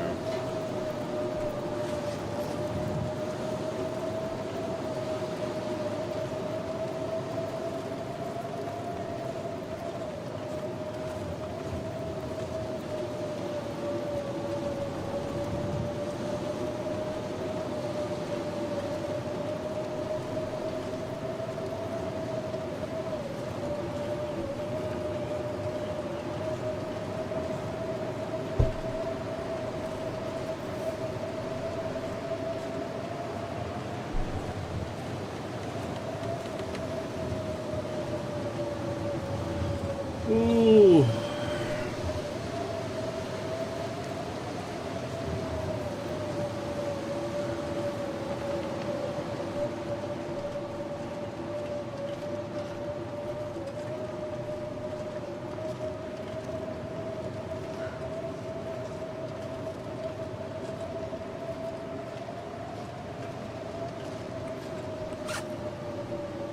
What is so heavy here?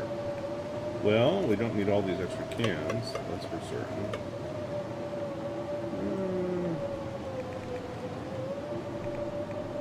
Extra books. That's fine.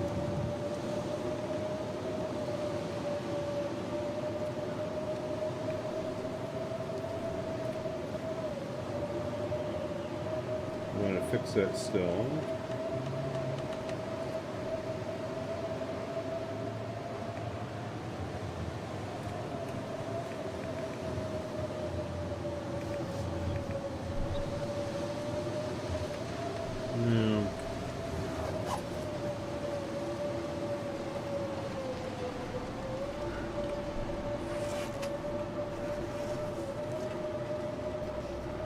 Yeah, I think it's a mixture between being really exhausted and being overburdened. So we are really ill-equipped to move forward right now. But a good night's rest will help.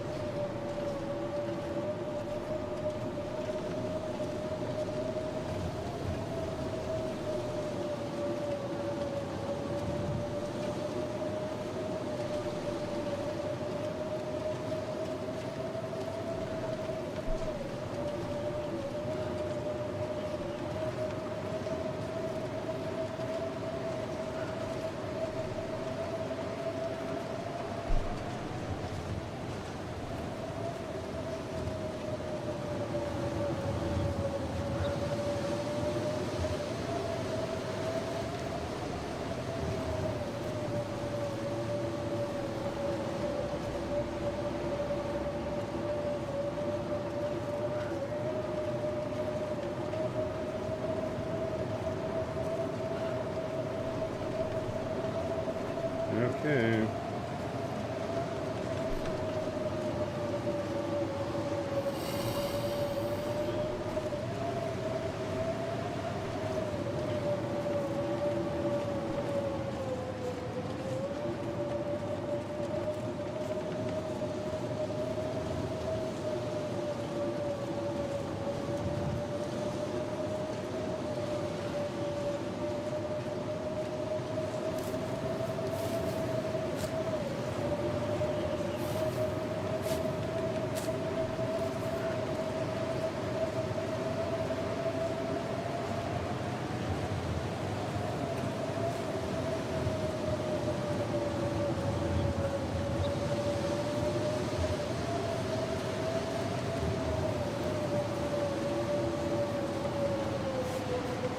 Yeah, I think we'll pick this up next time.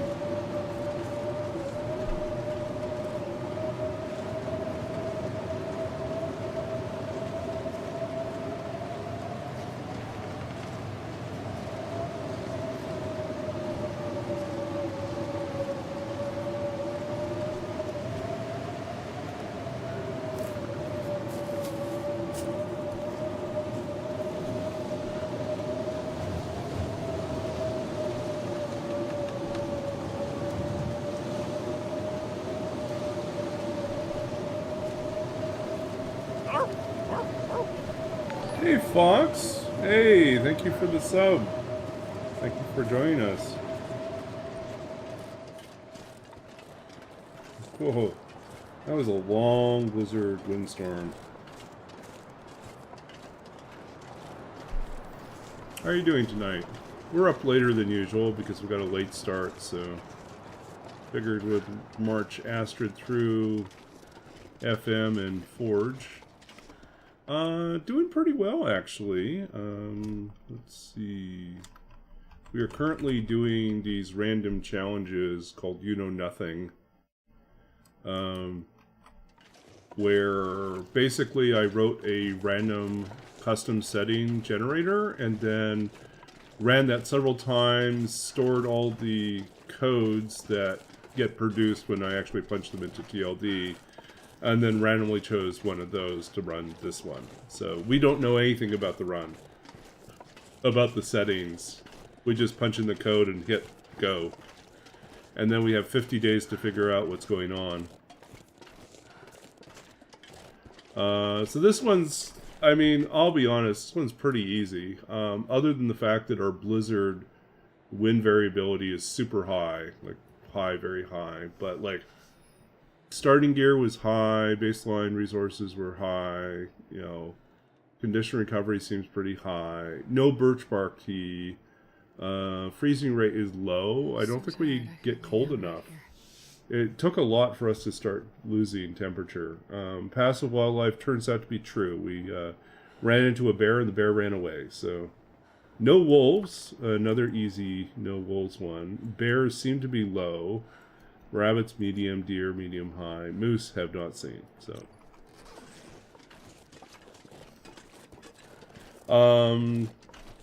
so the random generation uses this generator that I wrote. So there are a few small tweaks I put in the generator. There are certain settings that are, and I may actually do some more tweaking. Right now it is just a straight 50-50 chance whether or not you get passive wildlife or not. I think in the future I'll make it so that 75% of the time you have to deal with wildlife and 25% of the time it's passive. Stuff like that. Yeah, I put together a little small website for... The main Babaginator URL will take you to the Twitch page, but if you want access to, like, the generator, you can get it directly. And then if I write more generators or other tools, I'll just expand out and make it more of a destination site.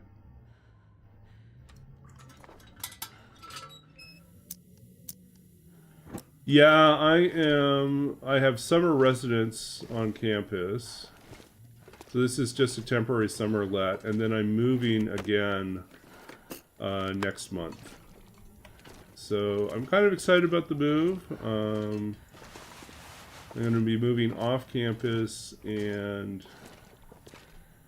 I will have a roommate, or flatmate, we're sharing the place, who's another PhD. Well, she's a PhD student coming from Hungary. She's actually a German student coming from Hungary. Who's doing a PhD in chemistry. And originally there were 3 of us that were looking for a place together. And she was a late ad. And then the person I was looking for a place with, he backed out because they got an offer to live someplace else. And then we're like, oh, well, do you still want to look together? And she said, yeah, might as well. So I was like, okay.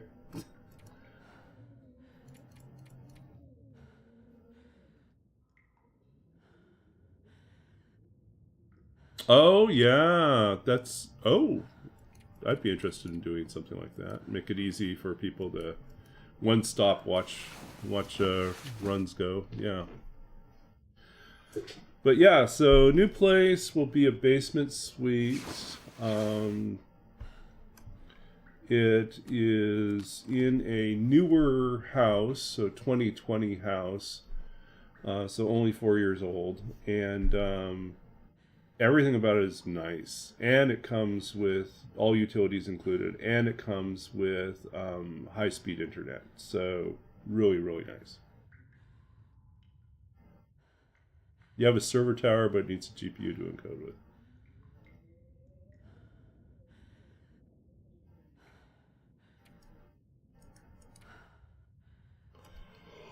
So it has to have a dedicated GPU, in addition to the one that you're the machine that you're playing the game with. You need another one that has a second GPU just to do the encoding. Is that correct?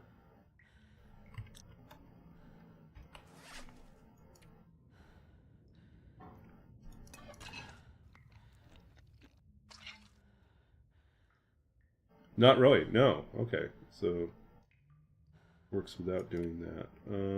Let's see here. We wanted to fix this one. What do you mean we're in the dark?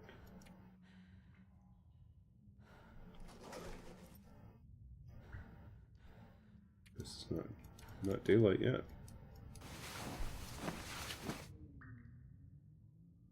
Oh, so you can take the load off of the PC.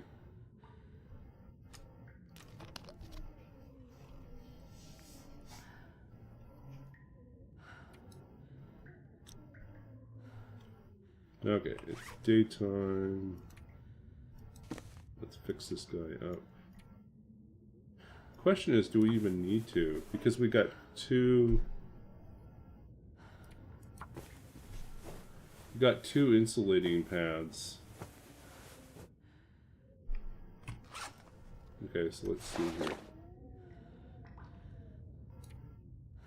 Yeah, it's not as good. Better wind protection, but that's about it. Okay, well, it's good to know. Astrid's looking stylish. Plus 28.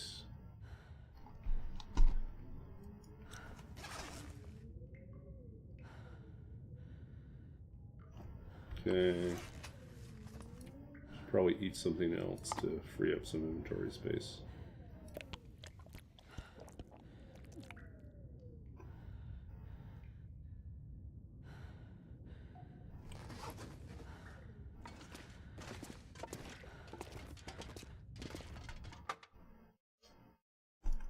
Barely walk with this much gear.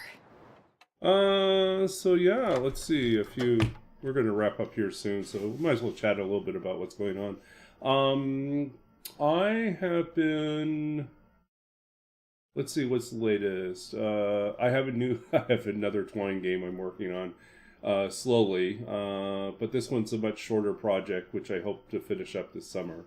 It's called The Last Librarian, and it's about the main. You play as as someone newly assigned to a remote region in the Northwest Territories, and your predecessor has just left, and you're now the last librarian in this region, and you're in charge of driving the bookmobile. It's the 1980s, and so you drive a bookmobile to cover the furthest route north that you could take a bookmobile.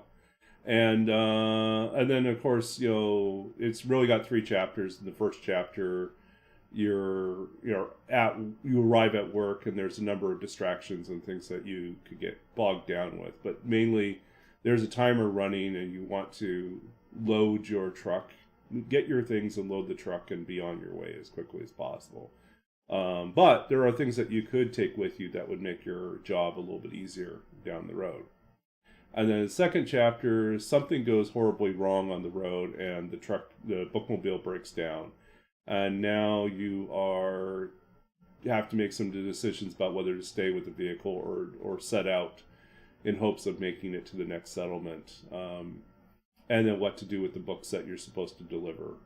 And so, and then it takes more of a survival bent, I think, in the third chapter, when you're like now on your way, trying to survive out there with your pack of books.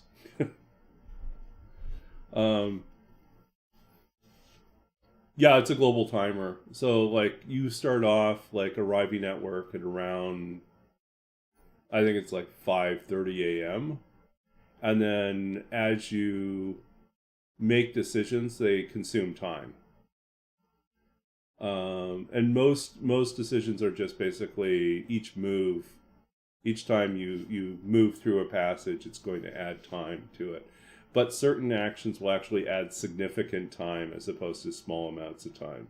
So like if you decide that you're going to go searching for a dolly to make it easier to move the boxes onto the truck, then it's going to take some time to track down the dolly. That adds like half an hour to your trip.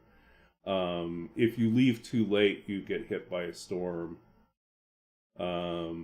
partway there. So when the storm comes, I think is a little bit variable. And so time is important. And then later on, there are other things. I do want to figure out how to work in the library theme and the book theme a little bit more. Like I wanted as like kind of 1980s, kind of a dystopian 1980s. You've got like the tail end of Cold War era, lots of anxieties, especially if you're in the far north, and so I kind of want a little bit of that. I think I might include some music references, just maybe a lyric or two. Nothing to get me in trouble, like quote wise, but like just a little flavor. And quotes as well. I think I want to fit in some literary quotes here and there. So your goal is to deliver the books, but much like TLD, there's the realization that if you're freezing to death, books make really good fire starters, so you may have to sacrifice some books. And with that, you also have relationships, I think, is part of it. Is like the 3 places you have to get to have people who are waiting for those books. So Kane, any interesting stories about the cover art for my own books? Okay, that is actually a great question. So let's look at a couple of them. We'll look at we'll just go for the big screen here. So if you look at the Lost Country of Sight here, let's see here. Lost Country of Sight here. This image here is a digital painting. Actually, you know what? I can do better than that. I can actually share a screen rather than hold up the book. That would make more sense, wouldn't it? Let me bring them up here. Do I have book covers? Yeah, there we go.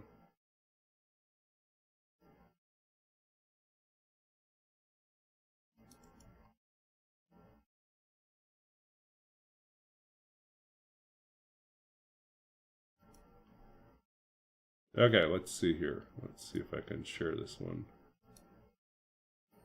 So we'll talk about this one. To add another.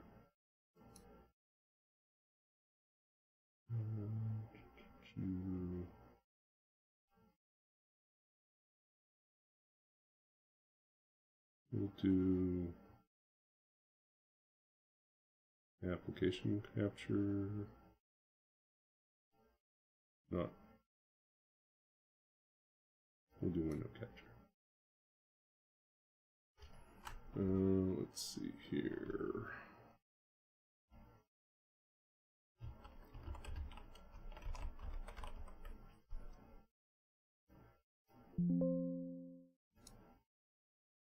I already have that?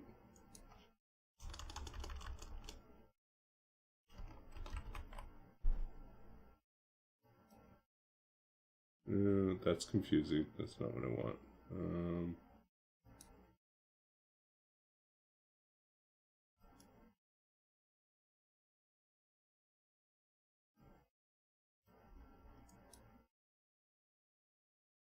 Why is it not showing that? Okay, cancel that one.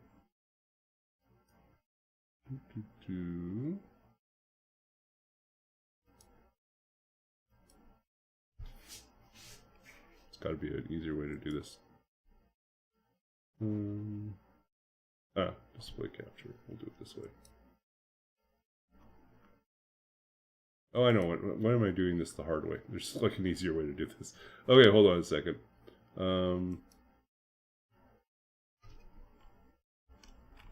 Let's see. Lost country cover.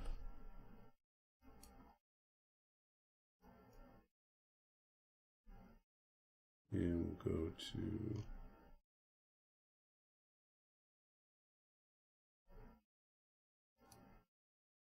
yeah. Sorry, I should be a little bit more organized about stuff like this because undoubtedly this gets asked, so.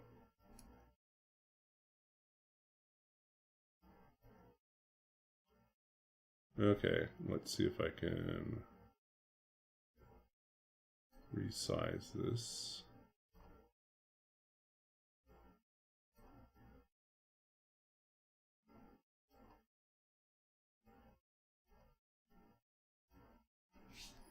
Okay, so this is the cover for The Lost Country of Sight.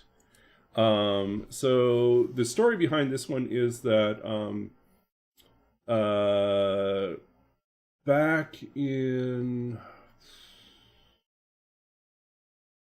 I can't remember right now. So this was probably 2001 or 2. I would have been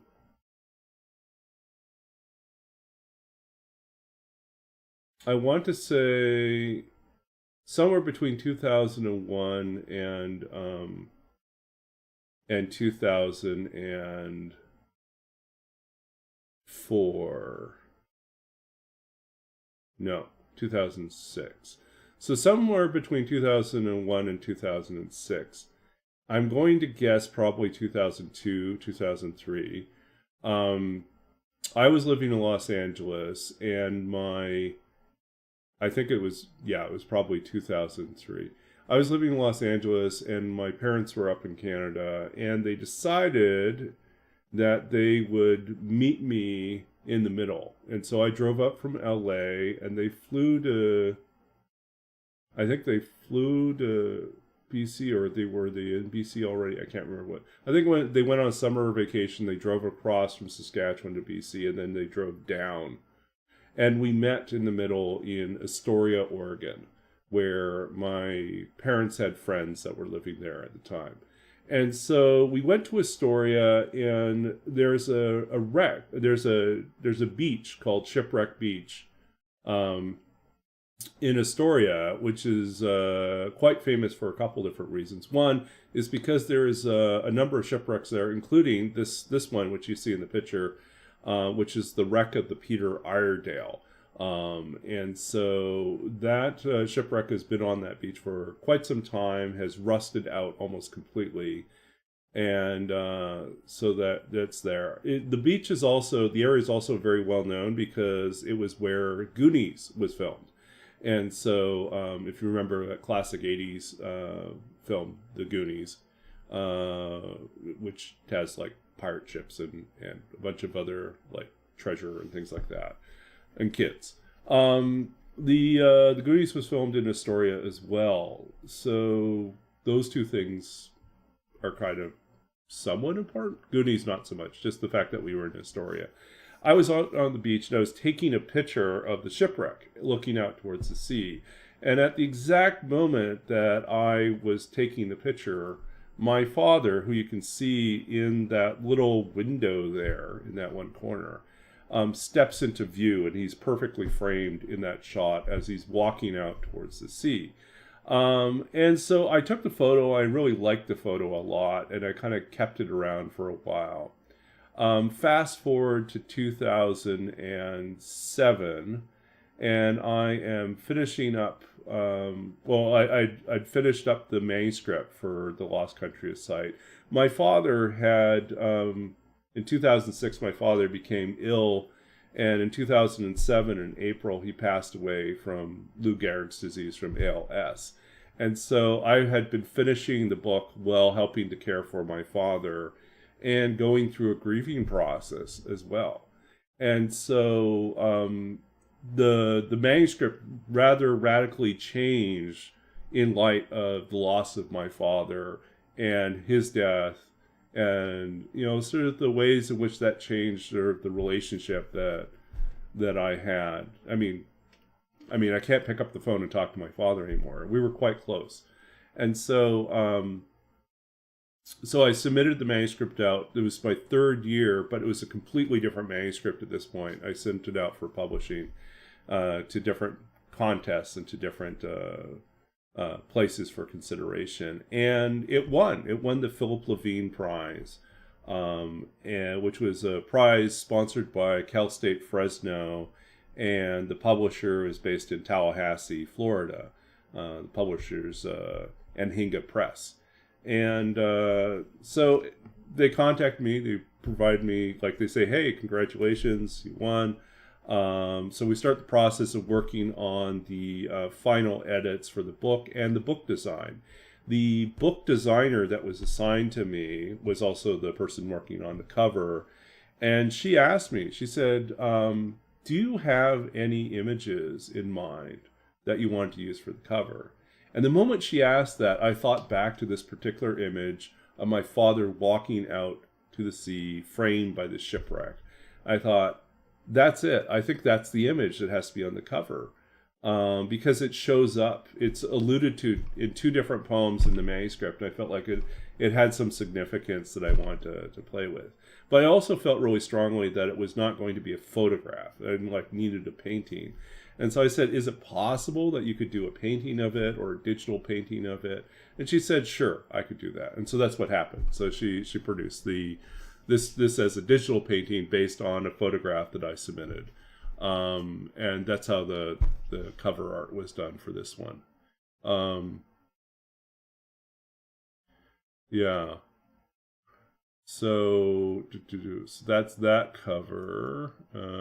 Let me add the other cover. So Babbage's Dream has I think, probably one of it's a great cover in my mind, but it's also probably the most complicated story of how we got there, right? So whereas The Lost Country of Sight was based on I think this is the one we'll use here. Well, The Lost Country of Sight simply started from one image that had significance to me. This one, the Babbage's Dream, this one came precisely because I didn't want to have one very specific literal interpretation of what that title meant. Like I said, for Babbage's Dream, please, whatever we do, I don't want a picture of Babbage with a thought bubble next to him. Um, and so we just agreed that that was not going to happen. But what I did want it to be is I wanted it to be very layered. I wanted it to have a lot of things. I didn't want it to be busy, but I wanted it to be like very evocative. And so, like what you can't really see here. Yeah, the first cover. Yeah, I think the first cover has a very wistful feeling in the sense that there's like all this brushstroke movement happening in sort of the depiction of what's being seen with the shipwreck in the ocean and my father walking out as a figure disappearing into the waves. With Babbage's Dream, and I think you might be able to see this better as we zoom in, it is full of interesting elements. We went back and forth for almost a month on this.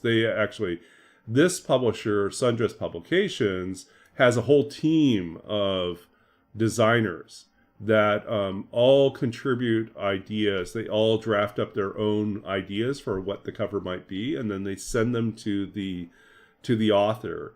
And as the author, you look over the different ideas and say, I think I want to go more that direction, or I want to go more this direction. So what we see here is sort of the result of me thinking, what are the things that make up Babbage's Dream? You know, broadly speaking, the computer age we live in is the product. That is his dream. So what we have here, obviously, is you have an image, Charles Babbage, which this is actually the image here is the first. This is a daguerreotype, so early form of photography. Babbage was actually the first human subject for a a stereograph, which was if you remember those old like it would look like not binoculars, but basically you would have a set of lenses and then it'd have a distance and it would hold like an image that had two nearly identical versions of the same image, and when you look through the lens at the distance it would look 3D. That stereo photograph is Babbage was the first human subject for that. It was invented during this time period. So what we have is we have an image here that evokes his kind of interesting history with photography. We also have up here the blueprints for the analytical engine, which would have been if he had finished it and built it, would have been the first programmable computer. You also have here in binary, in zeros and ones, a translation of the first telegraph message ever sent.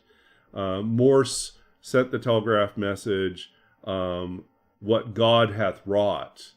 And, you know, that sort of combination of technology, of religious devotion, and sort of broad communication was something that I definitely felt Babbage was invested in as well. In fact, he was a very big proponent of the telegraph in many different settings. Like he would speak about it and encourage people to build a broad network of telegraphs. So he saw that as being absolutely vital in terms of being in the modern age. And then finally, what you have here, like this whole reddish glowy color, this is actually detail from J.M.W. Turner, a 19th century artist, British artist, who would paint like very famous seascapes, but he also painted this particular image of the burning of the Houses of Lords and Commons, and which was a famous incident that happened, and he paints it like there's such intense fire. So like, and that came about because as I was editing and finishing up Babbage's Dream, there was a moment when I was like 90% done where I looked back over the manuscript and it dawned on me that every single poem had something burning. And so when they asked me, what else do you want on the cover, or what's a governing idea for the cover, I said, like, whatever we choose for artwork, I feel like it has to be on fire. Because I feel like there is such this fire intensity to so many images that are running through those poems. So that's kind of and then I actually, when I was finishing up the book, I then deliberately made certain that every poem had a reference to fire in it in some way. Something was burning in every poem. Yeah. And so when you take all the elements together, then you can kind of see how they fit together to evoke like this intensity, this 19th century quality, but juxtaposed with the modern era, with binary, and with this image like floating in the background of like the like buried beneath all the fire intensity is this dream of the analytical engine of the computer. So yeah, so that's the story behind that cover. What other updates can I give you? Work continues on the opera. I am meeting again tomorrow night with my composer, and we're finishing up our edits on the... So we finished the prologue. We're rewriting parts of the first scene. We have rewritten parts of the second scene already. And I think we're pretty happy with most of the other parts of the opera libretto at this point. But we'll probably do some more work later on that. So we're just doing it in chunks. But yeah, it's coming together. I'm pretty excited about the changes we've been making, because I feel like it addresses some of the concerns, and some of my concerns, frankly, that I felt like we needed to make it a little bit more transparent as to what was happening. We'd gone so far in the opposite direction in this kind of experimental minimal text approach, where we need to actually provide a little bit more structure. So we've been doing that, and I think it's working out really nicely. I haven't had a chance to hear the new version of the prologue, but the composer says that it came together really, really well. So she's very happy with the new text for that. Yeah. And then I guess the other big thing with me, Fox, is that I left a rather disappointing campus job where I was a doctoral writing consultant. It was kind of a sinking ship. And I got out of there, and I got into another job working as the digital scholarship graduate academic assistant, or the short version of that is I'm the digital project specialist for the digital scholarship in the arts initiative. So basically, I do a mixture of troubleshooting as people doing digital humanities, digital scholarship work have projects that might not, like, maybe have not been updated for a while and starting to fail, or there's some other questions. They started doing something and it broke. I help troubleshoot those, but I also do consulting as people come in with new research projects, trying to figure out the right combination of technological or digital tools or methods to help them achieve their goals. And if they don't know how to move forward, we help them figure out how. If they need tutorials and training, we provide that as well. So it's a great job. It fits right into my hopes, my plans for what I'm doing in the future, which would be to do digital humanities, digital scholarship work in the library setting. And it's translating already into some offers to stick around after graduation, continuing in the role, while I continue my search for a full-time faculty librarian role at an institution, which could be at my institution. It's just that funding is all over the place right now. Like, there's a lot of things up in the air with most of the universities in British Columbia. So it's hard to make any guarantees about staying here. But I think it would be great if I could pull that off. So, but yeah, thanks for listening. Thanks for hanging out. We should read one poem before we go. I know we've already subjected you to a lot of talking, but we'll do something short here. Let's find something quick. Yeah, we just talked about Babbage, so we might as well read that one. Babbage and Carol in the Empty Workshop. So this is a little-known story about Charles Babbage and Lewis Carroll, or Charles Dodgson, who is also a mathematician, as well as being the author of Alice in Wonderland. And there's an account in Lewis Carroll, or Charles Dodson's journal, where he says, "Then I called on Mr. Babbage to ask whether any of his calculating machines are to be had. I find they are not." Which is such a short, terse response to what probably was a great disappointment.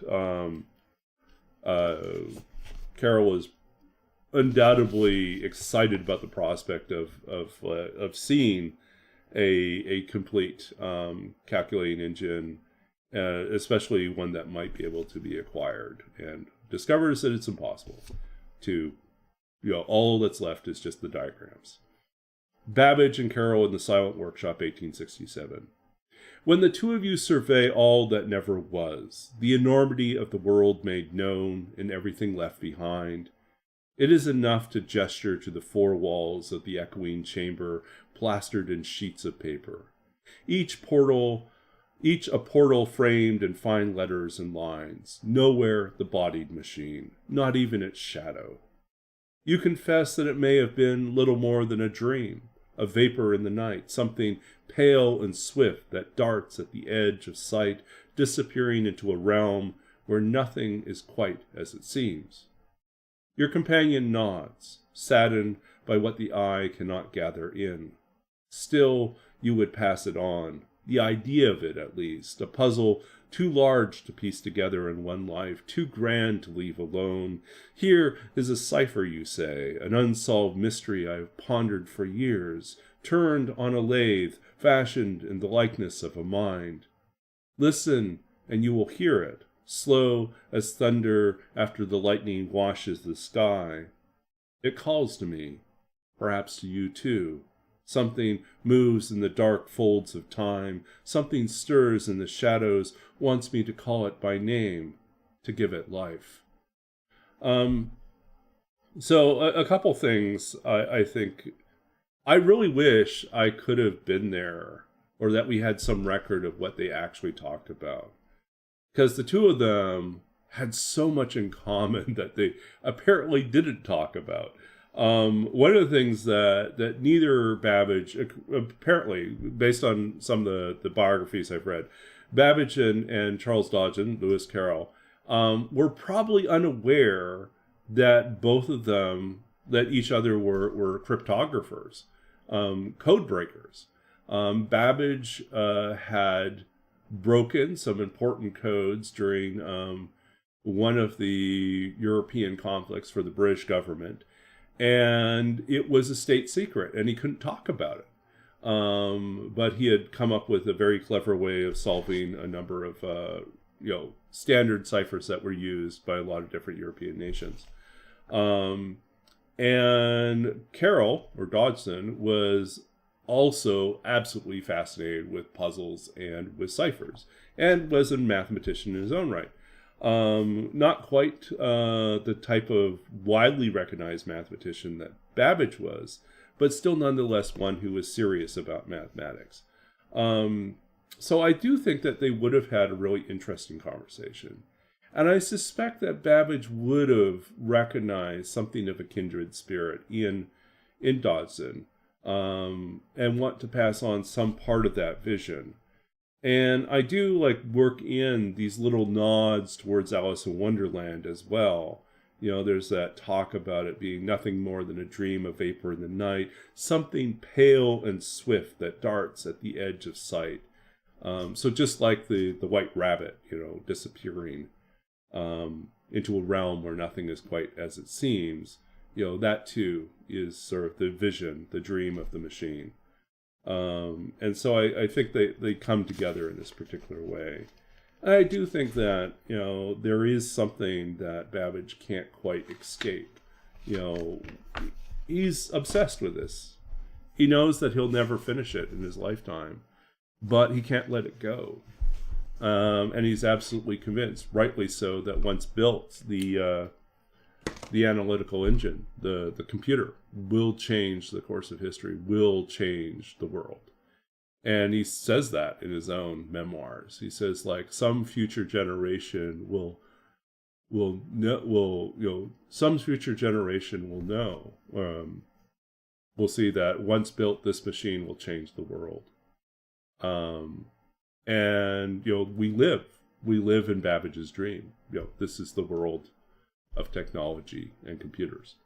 This is a world that information and connection and possibility, exist because of the ability that we have to bring these things together through technology, which is founded at its very core on the structures and ideas that Babbage had about how to build a machine that could be a computer. So, so now we're officially wrapped up, and now it's very late. So I'm going to find someone to raid. We will go and we will disappear in the night as well. But before we go, let's find someone to raid Twitch. Do we have anyone left? We have Chimi.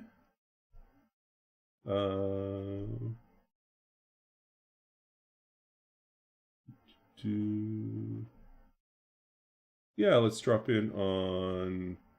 We dropped in last night on night before Canotastic. Let's drop in. Yeah, I think we'll do that. We'll go and visit Canotastic.